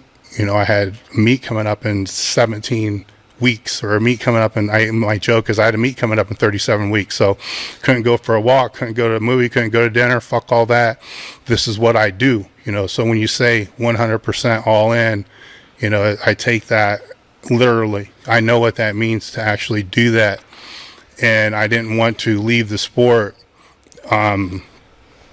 thinking that I ever left anything on the table or on the platform because of some fucking choice that I made that involved another person or anything like that. But I was still wise enough to keep trying to chip away to move my life forward. So I was still wise enough to keep going to school, to get a job, to try to have a family. But all those things were such a distant second that there's really no comparison. So that identity that was created was zippy. Let's put it that way. So there's a whole different person. And then that intensified when I went into the gym. So it took almost being divorced, and having a best friend of mine who's passed get in my face and give me a reality check on who I really was. So it wasn't me looking in the mirror. It was somebody turning my head and fucking throwing it and forcing me to look in the mirror and then explaining it all and realize, holy fuck, I'm a dickhead, on major levels. So there was a lot of change that I had to make on how I perceive things and how I go about structuring things. And one of my greatest fears, running a business, is if I know how to be in that place. If I pivot and put myself in that place as a business owner, I will lose my kids. I will lose everybody around me that I know, and I will lose my wife. Because I know what I will do when I get into that position, because it is 100% all in. So I've had to learn how to dial that back, that sociopath, mentality, to dial that back, which when I say things like to other people, there's things you control, things you can't control. I have an innate ability to do that very well. It's just boom, boom, gone, and I take responsibility and accountability, but I also take ownership of it now, because now I know how to use it. Now I can turn it on, turn it off. Before I didn't know how to do that. It did take a little bit of therapy, so I am going to agree with Joe when he talks about his therapy thing. I'm not an anti-therapy guy. It took a lot of therapy to be able to understand why this all was the way it was. Now, with that in mind, because people think that's cool, everything that I just said, that's the way, that's the way you're supposed to be, 100%. I'm like telling you, dude, I lived that fucking life. And when you shatter through that, and you come out on the other side and you see who you really are, no, you don't want to fucking do that. You don't want to do that, because you don't want to look back and see who that person was or take ownership in that. It's better if you die before you come out of it, because you don't want to look back, because that's not who you want to be, because it's not. Maybe this is why I am so giving, and passing on, because it was so taking, for so long. to be able to be that person that I had to be for a fucking 2,200 pound tall. Looking back, it becomes ridiculous. But when you're in it and you're caught up in that storm, you are the storm. You know what I'm saying? You're not caught up in it. You are the fucking storm that's tearing through everything, just ripping shit apart. So it is not, I could have been a better lifter had I known how to control that than let it control me. So I could have been a better lifter if I was a vessel in the storm instead of being the storm. If I learned how to let my wife actually help me instead of dictating how she should live. If I actually embraced used the people around me to help propel me and make me better instead of being so self-absorbed and focused on one entire thing, I would have been a way better lifter. Statistically, maybe even a world record holder, because I wasn't that far off for a couple of years that I was there, but far enough off that it was a significant difference. So looking back, it was my own commitment that actually held me back, because my commitment was the commitment to the wrong thing. I was doing everything that I could do. So now that I know how to use it, and there is situations that come up, I still will default. I can still turn off real quick. And when I do, it's self-talk. When I turn off, why am I turning off? But dealing with the death of a loved one, both my mother and father, my mom's still alive, but my dad passing was rough because it was a long one. So training, how did it play a role there? At that time, I still wasn't competing. If I was competing, I do know, because it was with my grandparents. So we'll just leave that be and just say it was what you would think, just shut off and not participating in any way. With my dad, you have to be there for those other people. I had to be there for my brother. I had to be there for my mom. I had to be there for everybody else. So to actually really be there when you're dealing with a sick loved one that's in the hospital, somebody's got to be paying attention, because doctors will say things they won't do. Orders will be made that won't get done. Somebody's got to be able to fucking follow this shit, because the number one cause of death, I believe, are fuck ups in hospitals. All right. So who's doing this? If you're relying on the nurses and so forth to do that, well, guess what? Your loved one may die. And that's just a fact of the matter. So you got to be on the top of your game. But I couldn't do that unless I could get away. And I had to get away and go to a gym. So I go to a gym. Sometimes it was just walking on the treadmill, but just getting in some place that is not there around the people that are dealing with all of it, to just separate and turn off, but actually get blood circulating, get my mind in a different place, get different music going on in my head, to be able to put myself in a different spot, then go back and be able to be there for my family and be able to help them and to be able to pay attention. So that's where you're not training at that point in time. If it's a loved one, you're not training for your fucking squat, bench, or deadlift. If you are, and it's a loved one, I would tell you to reevaluate if the meet is really necessary or worth it. Or who's going to, if you're going to quarterback it. If somebody else is quarterbacking it and you just have to be there, that's one thing. So from that standpoint, you have to understand that training is a break, okay? It's not your therapy. It's not your release. It's not how you help. It doesn't help you deal with life. It's not, people can say whatever they want. I've written all this shit, dude. I've said all this. I said all this 20 fucking years ago. So don't tell me shit I've already fucking said 20 years ago, and now I've been wise enough to understand I was fucking wrong. It's not that, and you want me to prove it? If that's the case and you start to feel depressed at 10:30 at night, do you get up and go to the fucking gym? No. If you're at home at 2:30 in the middle of the day, do you go to the gym if you feel depressed? No. The only time you have your therapy that's supposed to help you cope with life is during your regularly scheduled training days. Well, guess what? That's not how life fucking works. You know, it doesn't work that way. You have to have other ways to be able to cope. It's a break. So training is a break. So the advice that I can give from that standpoint is when you walk in the gym, try to put all that other shit out. You know, keep your phone, because usually during times like that, you need to be, so you have to be connected. You know, if you got a loved one that's going through, you know, a hard time, you don't want to miss the call, right? You'll regret the fuck out of missing the call. So have that close by, but don't be checking your phone and, you know, Instagram and all that other shit during these times. Let the gym do what it's supposed to do, and that's to be a complete break away from everything else. And that means away from social media, away from the hospital, away from the family, away from the stress, away from the spouse, away from the kids, away from all the other stuff. Just let it fucking be that. Let the people in the gym be your friends. Let them be, you know, have fun, laugh, have a good time. Let it be a real break, then leave.